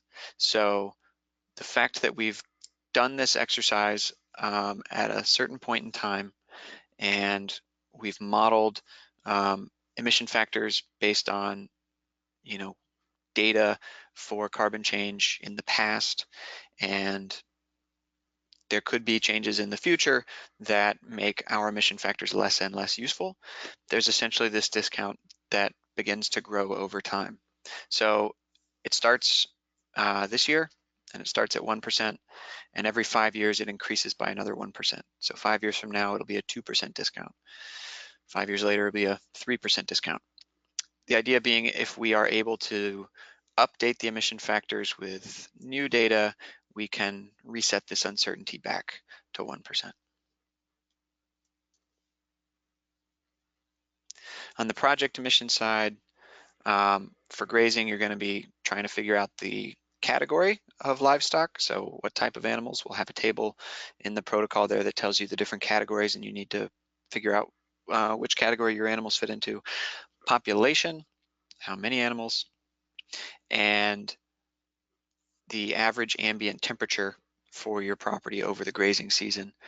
And then the grazing days. How long is your grazing season? So if you have, 1,000 animals and you've got 100-day grazing season, then you've got 100,000 animal grazing days. From there, the quantification uses default factors from Canada's National Inventory Report to figure out the enteric and manure emissions. So you're not going to be needing to sample any of that manure or anything like that. In terms of burning, again, default emission factors. So we just need to know the area burned. And then there's also guidance in there for how you estimate the above ground dry matter that was burned. So there's an option for a default factor, but you can also use published literature sources for the type of ecosystem that's on your project area. If you've got fossil fuel sources and electricity sources, we basically have emission factors that are provincial for those, and you just need to estimate the quantity of each. Same for fertilizer application. We've got some default factors, but you need to estimate the amount of fertilizer that you put down and the nitrogen content. Now, on the fertilizer emissions, a suggestion came up that that maybe we should remove this part of it. Maybe it was overly complicated, and maybe we wouldn't expect to see anybody actually applying fertilizers onto the project area. So we're interested if folks have thoughts about that, about whether this will actually occur. Will people be applying fertilizer to the project area? And if so, is it a big deal to estimate the mass and nitrogen content of that fertilizer?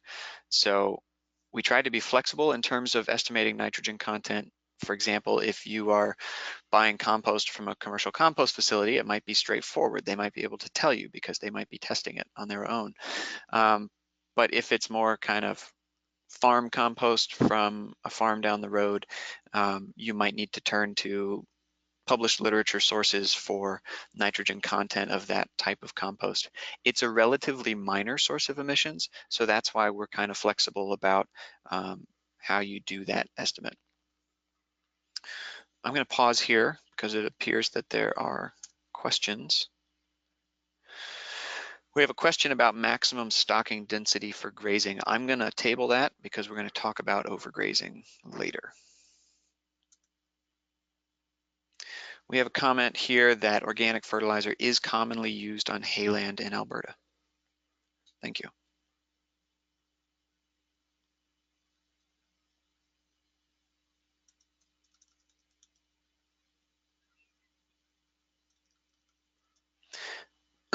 Are there any other comments at this moment about quantification of fertilizer use in the project scenario?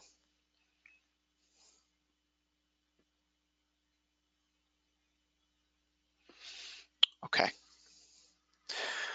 Well, we can move on, but think about it a bit. And we do have one comment that if emissions are negligible, not including them would be easier. This is true. It would be easier. It would not be conservative. And so I guess my question is it too difficult to estimate them if people are actually applying fertilizer? We would like to be comprehensive, especially when there is a known source of project emissions on the project area, because if we do exclude it, it always opens the window that there might be a project who applies a significant quantity of fertilizer and suddenly gets a free pass from those project emissions. So that probably shows my hand a bit. I'm in favor of keeping it.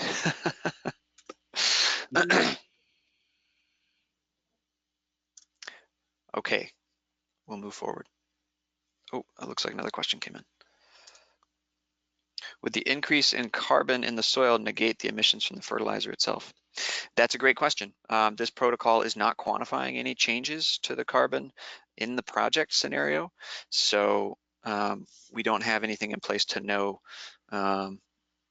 whether or not that would be a significant change. You know, one reason that we assumed that this might happen in the US. There's a methodology for addition of compost to grazing lands, and there is some evidence that in certain ecosystems that significant compost additions can lead to significant soil carbon increases that that actually stay fairly permanent for a fairly long time. So we assumed that people might want to do those sorts of compost projects on top of a grassland project, in which case they'd be able to estimate it, but we would still be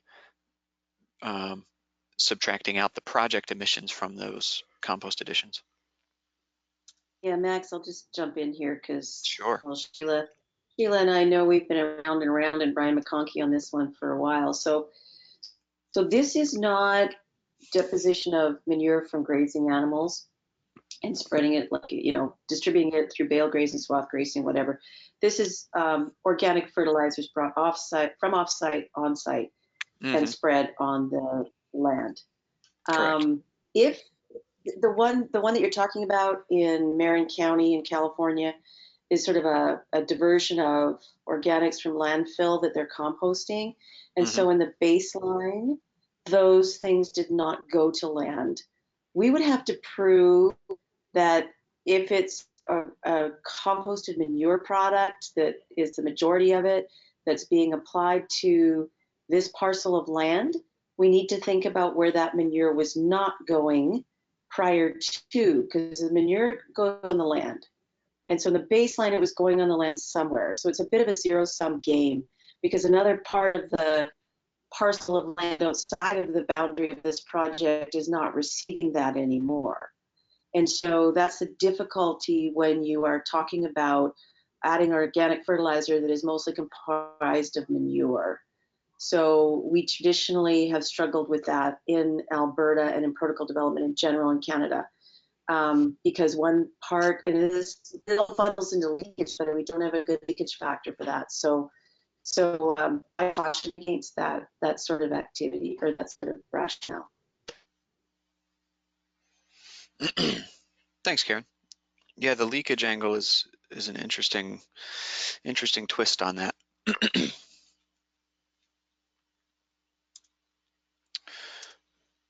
Okay, so let's move along to leakage more generally. So this is leakage related to the actual conservation of the property. The idea here is that if you conserve the project area and you avoid the conversion of the project area into cropland, that may result in the conversion of some other grassland into cropland. So if we had 100% leakage, that would mean for every acre you protect in your project, another acre is converted somewhere else. So if we had a sort of perfectly elastic market and we had incredible pressure to convert to cropland and incredible demand for cropland, you might have much higher leakage estimates.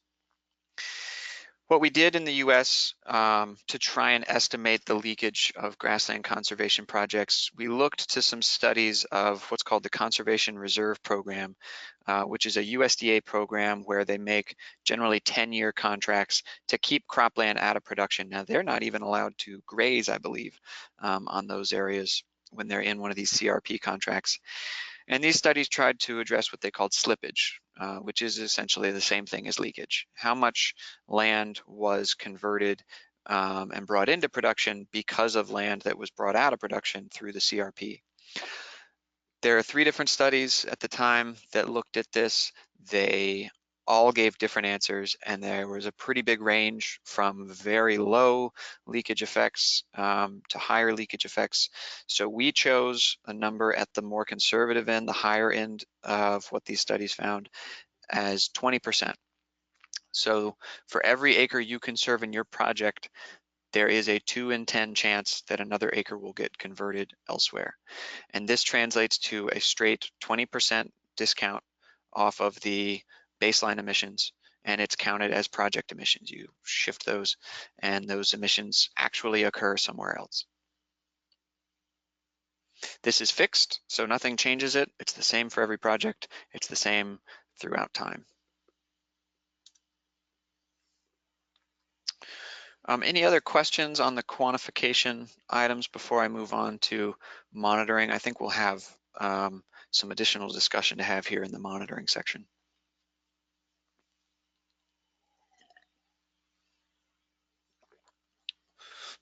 Okay, we'll sally forth.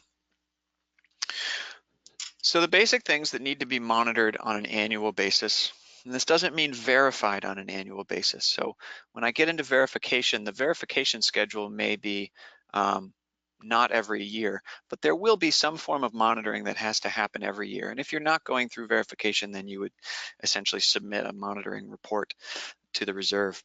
We need to know the land use. Is your grassland still grassland?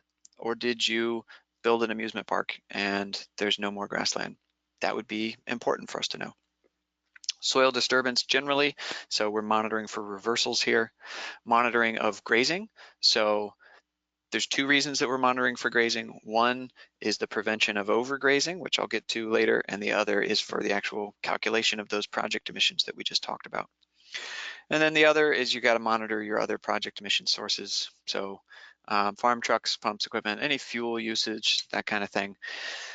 We can be flexible in some ways about how you monitor those things. You know, you can make estimates based on the number of trucks you've got and the typical hours that you use them so that you don't actually have to track your fuel receipts. Same thing for, you know, if you've got propane out there for one reason or another, you can make very broad conservative estimates about how much you use. At the very first verification of a grassland project, you got to prove that land use history, because as I mentioned at the beginning, it has to be grassland for at least 10 years before the project starts. Again, we try to be flexible. There could be a lot of different ways that you could build that narrative, but the goal here is that the verifier could pick any year in that 10-year period, and they need to reach reasonable assurance that your property was grassland during that year. So you might not have a piece of evidence dated for that year, but the totality of the evidence you provide should provide reasonable assurance for all 10 years. So some examples here, time-stamped aerial photos is a good one. Geo-referenced time-stamped satellite imagery is a good one. Historical photographs, public records, grazing leases, haying contracts, signed attestations is another one. So you get an attestation from your neighbor. We require basically multiple forms of evidence. So these are not necessarily each one sufficient on its own. You couldn't just have a signed attestation and have it at that, but if you have that plus satellite imagery, now you've got a compelling case to argue for your land use history. Similar with grazing leases, if you've got records that this land has been grazed for the last 10 years, and then you put that together with something like satellite imagery, again, that's compelling case to show that the land wasn't converted within the last 10 years. This is also something that you'll be documenting every year into the future. So going forward, it's easier to start to build up just annual practices of either, you know, anytime perhaps somebody's out there to check on the easement, they take some photos with a smartphone or a drone or something like that while they're out there. Similarly, there will be more and more options for remotely sensed data that you can use for this on an annual basis. We've got a question that's come in. For leakage, is there any data for the Canadian contracts to help tailor this value, or is the assumption that it would be the same across the board? No, we don't have data for the Canadian context. So we've looked into this a bit over the past year or so and didn't come up with anything, but if you have ideas, we would welcome them. Will we be providing guidance about timeframes in terms of, I assume this is for the land use, i.e. not midwinter. There is not specific guidance about time frame, but at the same time, it needs to be, again, reasonable. The verifier needs to reach reasonable assurance. So if they look through your evidence and there's kind of a gaping hole where they don't feel that they can reach reasonable assurance because all the evidence you've provided is sort of biased towards, you know, a time of year, for example, that that you wouldn't actually, that type of evidence wouldn't be useful, then it's not gonna help you. So the goal here is results focused. It needs to be able to show that the land was not in cultivation during that year.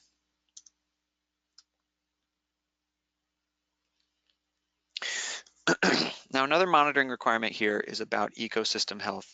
And this is actually in the eligibility section too, because we felt it was important enough that it's required to happen periodically on the project area.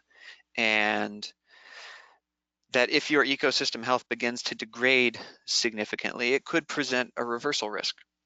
So in the US protocol, this section focuses on a protocol developed by the Bureau of Land Management and the USDA Natural Resources Conservation Service that's called the Rangeland Health Assessment Protocol. And they have what they call these ecosystem site descriptions, where there are 17 different metrics, and each area of the country has a description for these 17 different metrics. And you would look this up, and they've got a whole protocol for how you assess your site. You get a plot and you assess it against these 17 metrics and test the degradation as composed to the reference condition. We don't have something quite that prescriptive in the protocol, and we've tried to be a little bit more flexible, because our experience actually in the US is that we've ended up being a bit more flexible.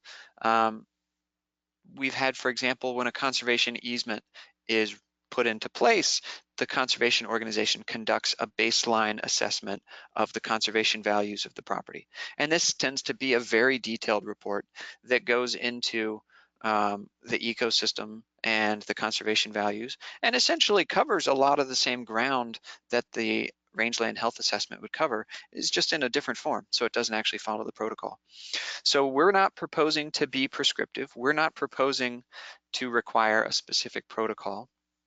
We're again trying to be results focused here, where we want you to periodically conduct some form of assessment of the area that would be able to show that it is a functioning ecosystem. And there's a couple of goals here. One goal is protection of soil carbon. If we have a functioning ecosystem, grassland ecosystem, then we can feel more confident that there's no disturbance or degradation happening of the soil carbon pool that you've already been credited for. And then the other is a desire for co-benefits. We want to not only protect soil carbon, but we want to encourage healthy functioning ecosystems, good habitat, good water retention. And so having a functioning ecosystem helps support that. So the options that are laid out in the current draft, and we would welcome specific feedback both on the options themselves, as well as the way that they're worded and the way the guidance is worded. We do have one specific named option, the Rangeland Health Assessment Protocol developed by Alberta Environment and Parks. So here's an example of one where you might be able to just pick up an off-the-shelf approach and do it the way they do it. Another option would be some alternative assessment protocol where you can point to, hey, in my province, we have something similar, but it's not quite the same, or I want to follow the BLM protocol from down in the US. But the idea is that you follow some established protocol that will give a similar result in terms of a good picture of the ecosystem. And then the third option here, it was suggested that remote sensing techniques are getting better and better at assessing these things, and that we shouldn't limit the protocol now to just sort of boots on the ground type assessments. So we've tried to nod toward that. The language is still a little vague, I suppose. It's not particularly specific on this point. So I would also welcome feedback there with the way we've worded this.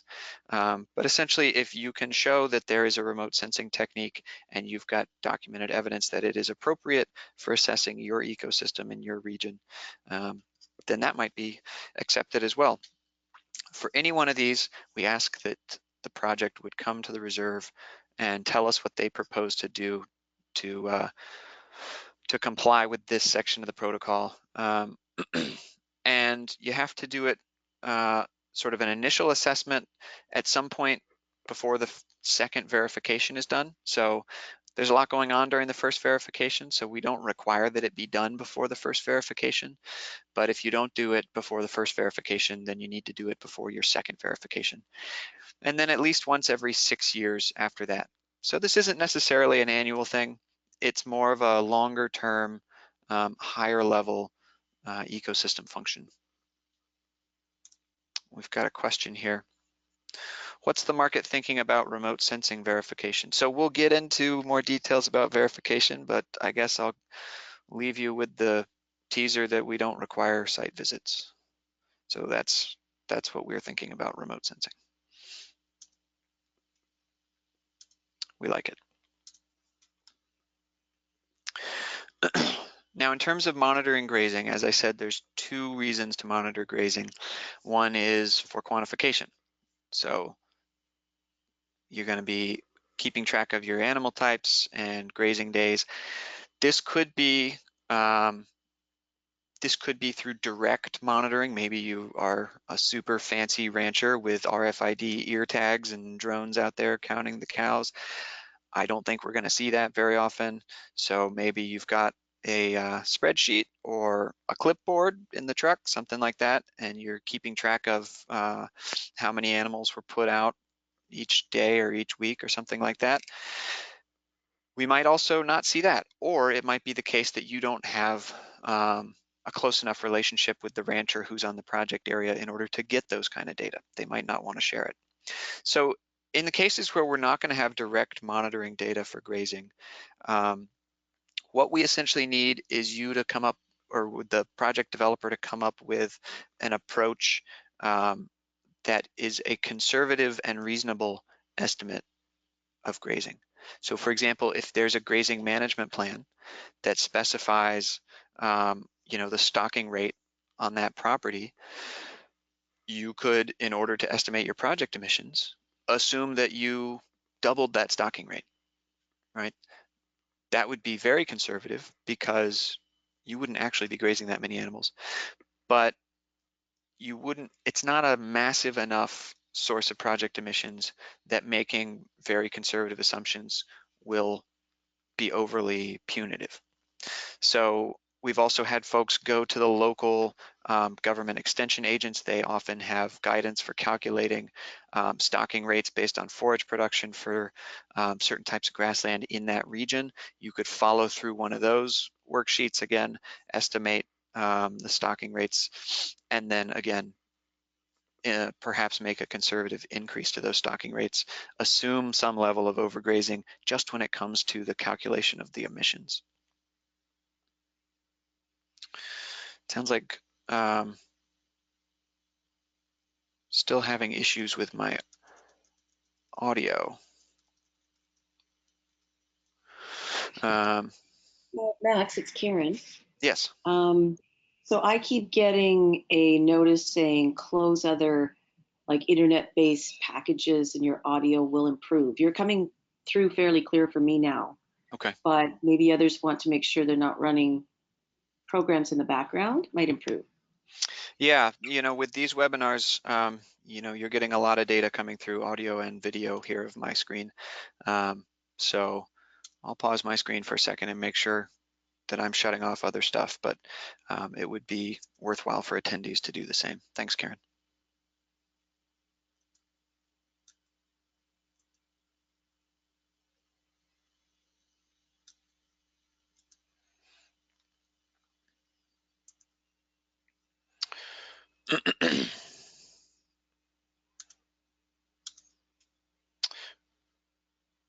Okay.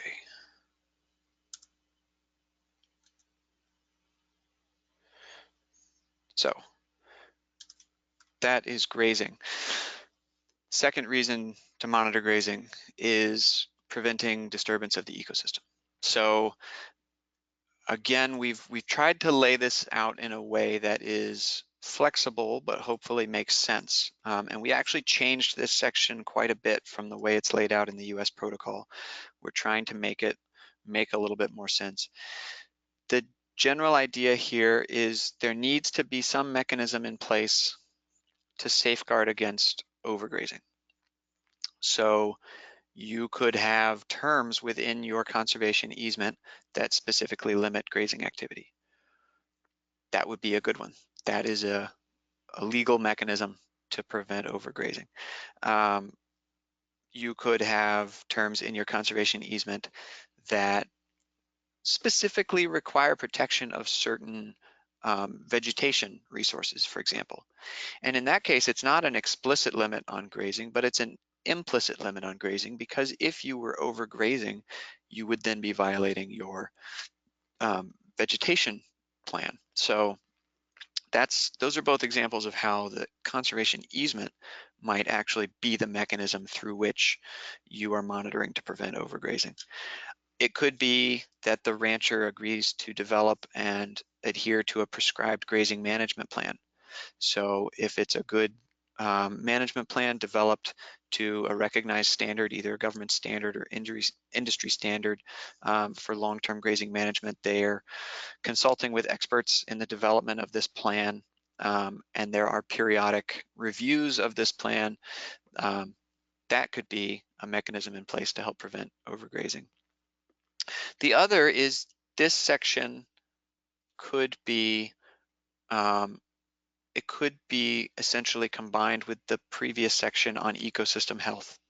So if the mechanism that you're using to assess ecosystem health is also can be shown to be sufficient to detect overgrazing, so maybe it's not monitoring the number of animals, but again, it's monitoring the ecosystem, and you would sense the effects of overgrazing, that could be sufficient to comply with this requirement. So what we might be getting to at some point is if there is an effective remote sensing tool that could work for both ecosystem health assessment and monitoring of grazing activity, it might be the case that use of that tool on an annual basis becomes sufficient. But there needs to be some monitoring on at least an annual basis, and there needs to be somebody who would note and be able to enforce on the overgrazing. So in the case of the ecosystem health, it's essentially the verifier is checking that, because and the reserve as well are checking to comply, to see if you comply with the ecosystem health, that you're not degrading the ecosystem. If it's something like language in your easement that limits activities so that you wouldn't be overgrazing, then it might be the easement holder who is the one that is monitoring and enforcing on that. And it's not necessarily that we have to have records of the monitoring and enforcement, but you have to show that that is a part of the easement and that is going to be occurring. We've got a question submitted here. It says it's clear for me since oh good. So some folks are having audio troubles, but others are not. We've got a comment that the rangeland health assessment is an outcome-based evidence that the land was not overgrazed. Yes, great. So that would be a way to essentially tick both of these boxes at the same time. Another comment here, I agree that avoiding overgrazing is important, but if a landowner wanted to test out an adaptive multi-paddock approach, would they be able to on all this land? So I would hope so. If you read through the protocol and you feel that the way it is worded would preclude somebody from using AMP grazing, let us know, because we don't necessarily want to limit people on how they graze. We just want to protect the soil carbon. Max, I might just jump in with a comment. Yes. Andy, sitting around the ASU table with a similar project on the AMP grazing that we talked about on the phone the other day, the graziers around that table who are expert in the US said, even if you're doing AMP grazing, you're still going with that principle of take half, leave half. You're just moving the animals more frequently so that they're getting the fresh goods with the adaptive multi-paddock approach. And so you don't want to overgraze even if they're on that paddock for a short period of time. So the frequency of moving is really critical. So I think the principles still apply.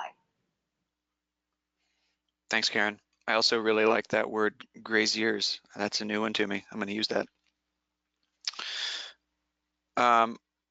Oh, another comment here, could we change it to say sustained overgrazing since there will be fluctuations yearly in terms of drought and moisture? That's a great suggestion because that is really what we're trying to get at. I don't believe that one season of more intense grazing will necessarily be a problem if they then adapt in the next season. And that's one reason with the ecosystem health assessments that we only ask for it to be done every 6 years because we want to see these long-term trends. So that's a great comment. We'll make that change. And Andy commented that he also agrees with that terminology. Great, thanks folks. Verification. Okay, auditors. So right up front, site visits are optional. We recognize that much of the verification of a grassland project doesn't require boots on the ground. However, we also feel that without there ever being verifiers' eyes on the project area, there is a slightly higher risk of misstatement or fraud on that project. So there is an additional buffer pool contribution for projects that don't ever have a site visit. Now that's one site visit. So a single site visit where a verifier does come out and view your property and meet the land manager removes that buffer pool contribution, that extra 5% for the rest of the crediting period. So what we're seeing here in the US so far is that every project is going through a site visit during their initial verification, but they're not necessarily going through site visits for subsequent verifications. If other than the site visit itself, the verification involves looking at documentation for evidence of land use. A lot of this is going to be remote sensing. Especially once a project starts, you can get, as I said, good practices in place to have an approach to monitoring your land use throughout the year, every year of the project. Verifier is also going to review the documentation for your project emissions.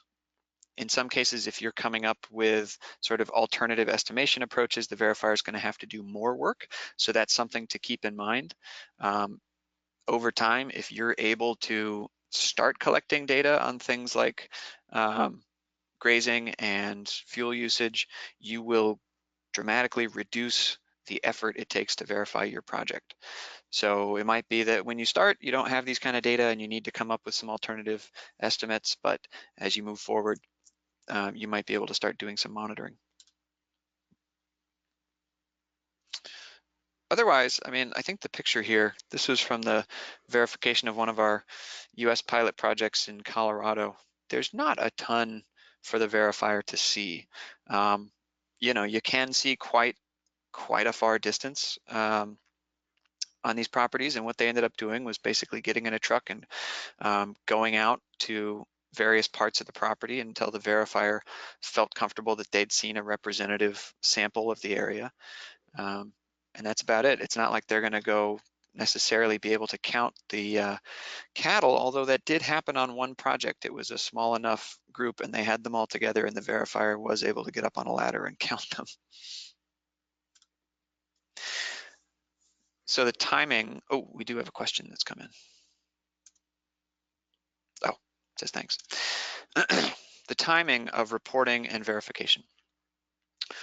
So there's 3 different periods of time to think about. You've got your reporting period.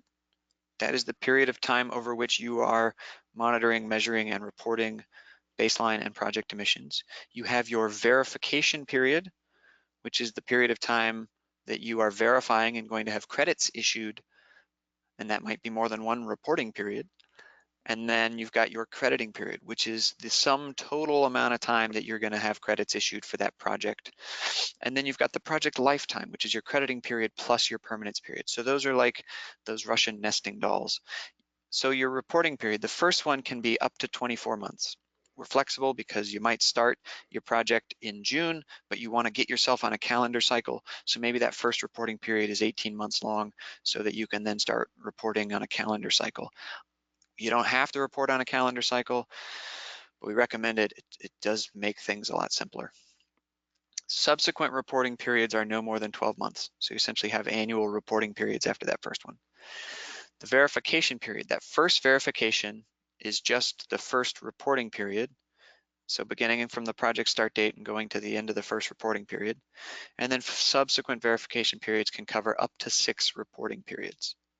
So what this means is if you don't want to pay a verifier every year, you won't get credits every year, and you can kind of come up with your own schedule. So we've got one project developer that in some cases follows a 5-year cycle, verifies 5 years of credits, has a buyer lined up for them, and then waits another 5 years for the next batch.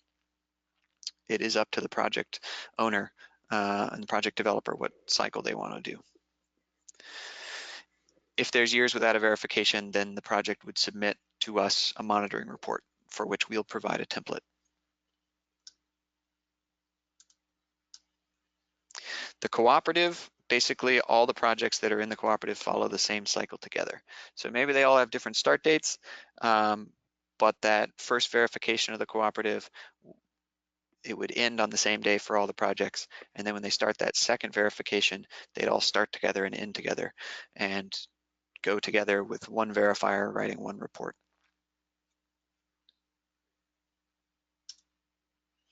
So I'll give you an example here for a cooperative. The dark blue at the top is basically the cooperative's verification cycle. Whoops. And then we've got project A, B, and C, that these all join the cooperative at its initiation. So project A was the one that started first. So that's what kind of starts that first verification period. Project B started a little bit later, and project C started a little bit after that.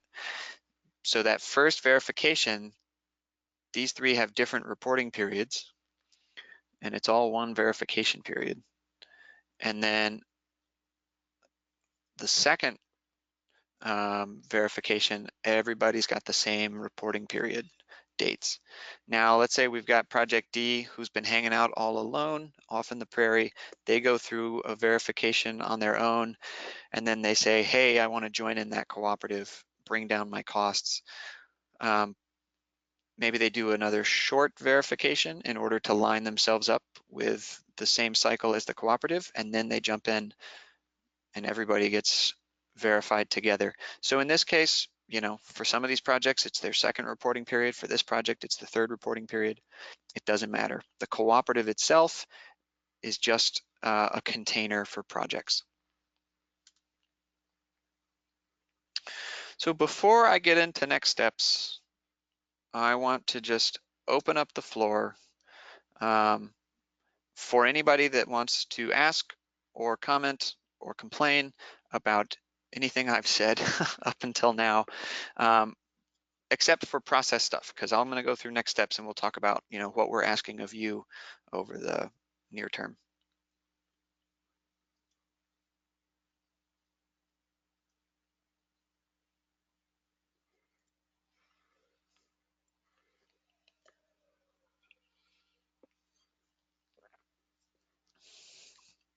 Okay, I'm going to forge ahead, but of course the floor is still open.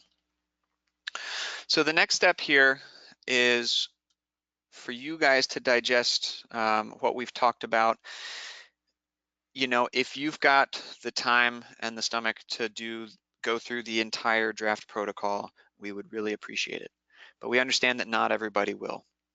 So think on the presentation that I've given today, think on the table of contents, and focus in on the areas that are either most important to you or where you have the most expertise. Because as I said, we do have a big group. So I'm hopeful that spread out amongst this whole group, we will have expert eyes on every corner of the protocol. We'd like particular focus and feedback on places where we've left a comment in the document, where we've asked something specific of the work group. There's areas, the real estate appraisal requirements, we'd like you to consider those. The idea of the 20-year minimum commitment. So as I've said, we think that some minimum commitment is important to establish the additionality and support the idea of the counterfactual baseline. But if you don't think 20 years is appropriate, either too long, too short, something like that, let us know. I'm curious if you think anyone will opt for this 10-year accounting option, or if we are only going to be seeing permanent conservation easements. So those of you, especially in the conservation community, I know have expressed doubts about shorter easements, but we've also had people express displeasure with the idea of a 100-year contract. So we've got the option in there, but it is a little complicated. Feedback on the inclusion of accounting for fertilizer amendments, feedback on our monitoring section around prevention of overgrazing and monitoring of ecosystem health. I think these are areas where we want particular focus. John or Karen or Betty, are there other areas that you think I've maybe left off this list that we should highlight? I think it's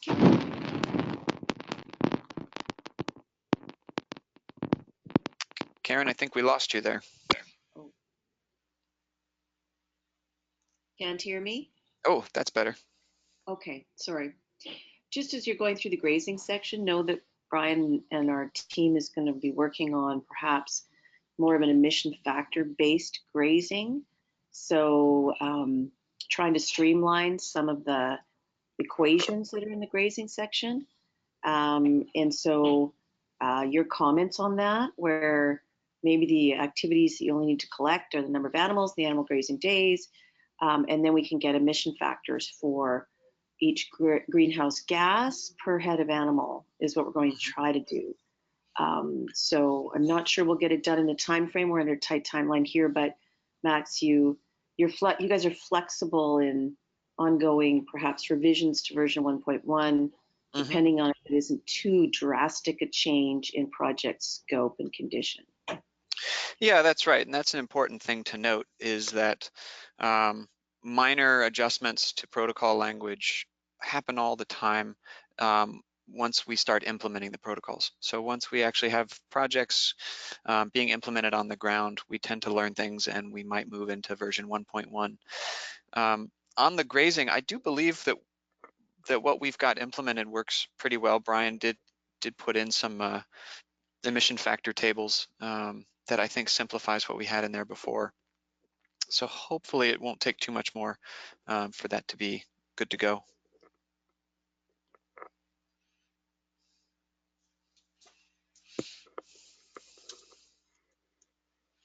So next steps, because of the tight timeline, as Karen said, I would like, if you have additional comments and feedback that you can submit in writing, that you do that by 1 week from today. So that would be next Tuesday.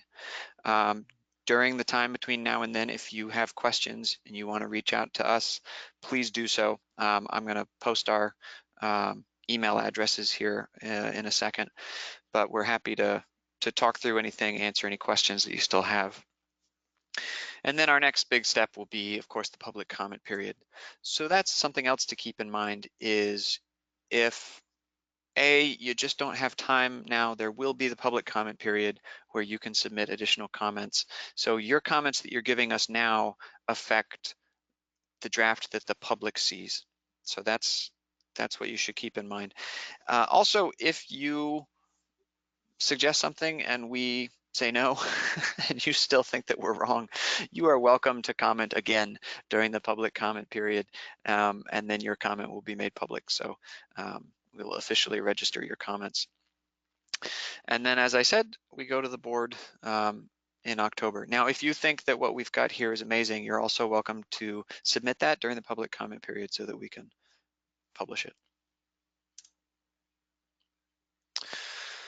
So here's some email addresses. Again, happy to listen and hear from all of you. Let's see, the question box is flashing at me again. As we consider stand permanence, we need to determine our position regarding reseeding during the term. No tame stand lasts for 100 years plus.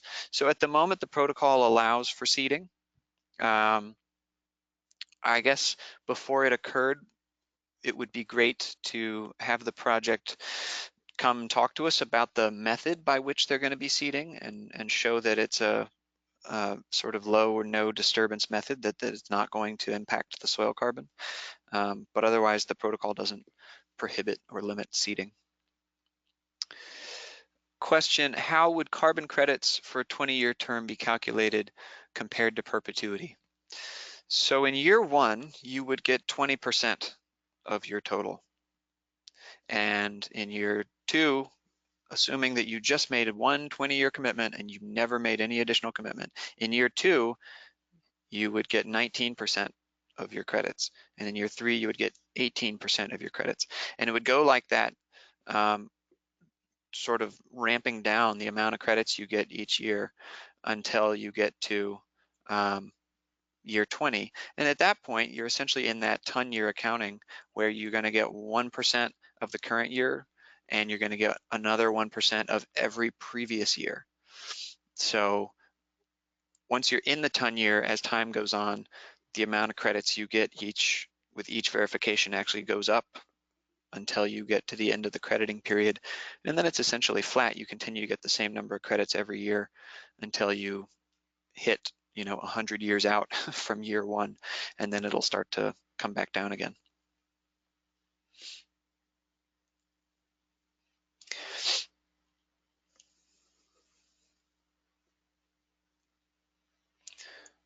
Any other questions before we adjourn?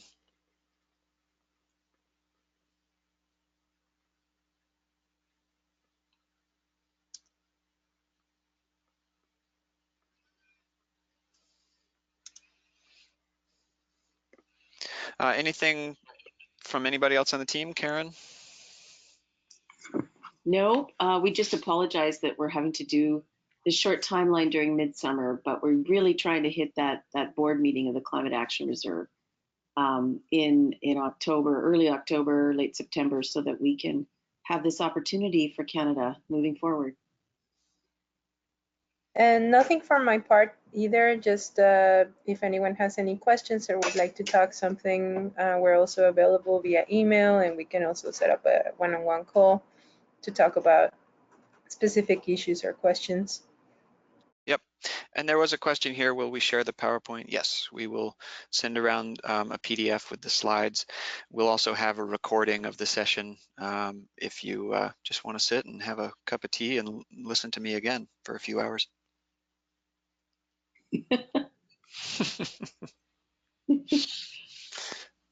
All right. Well, thank you, everybody. I really appreciate your time and attention. I know this was a lot, and I know it was a long time to sit, but we really couldn't do it without your participation. Thanks, Max. Thanks, everyone. Bye. Bye. Bye. Thank you. Bye.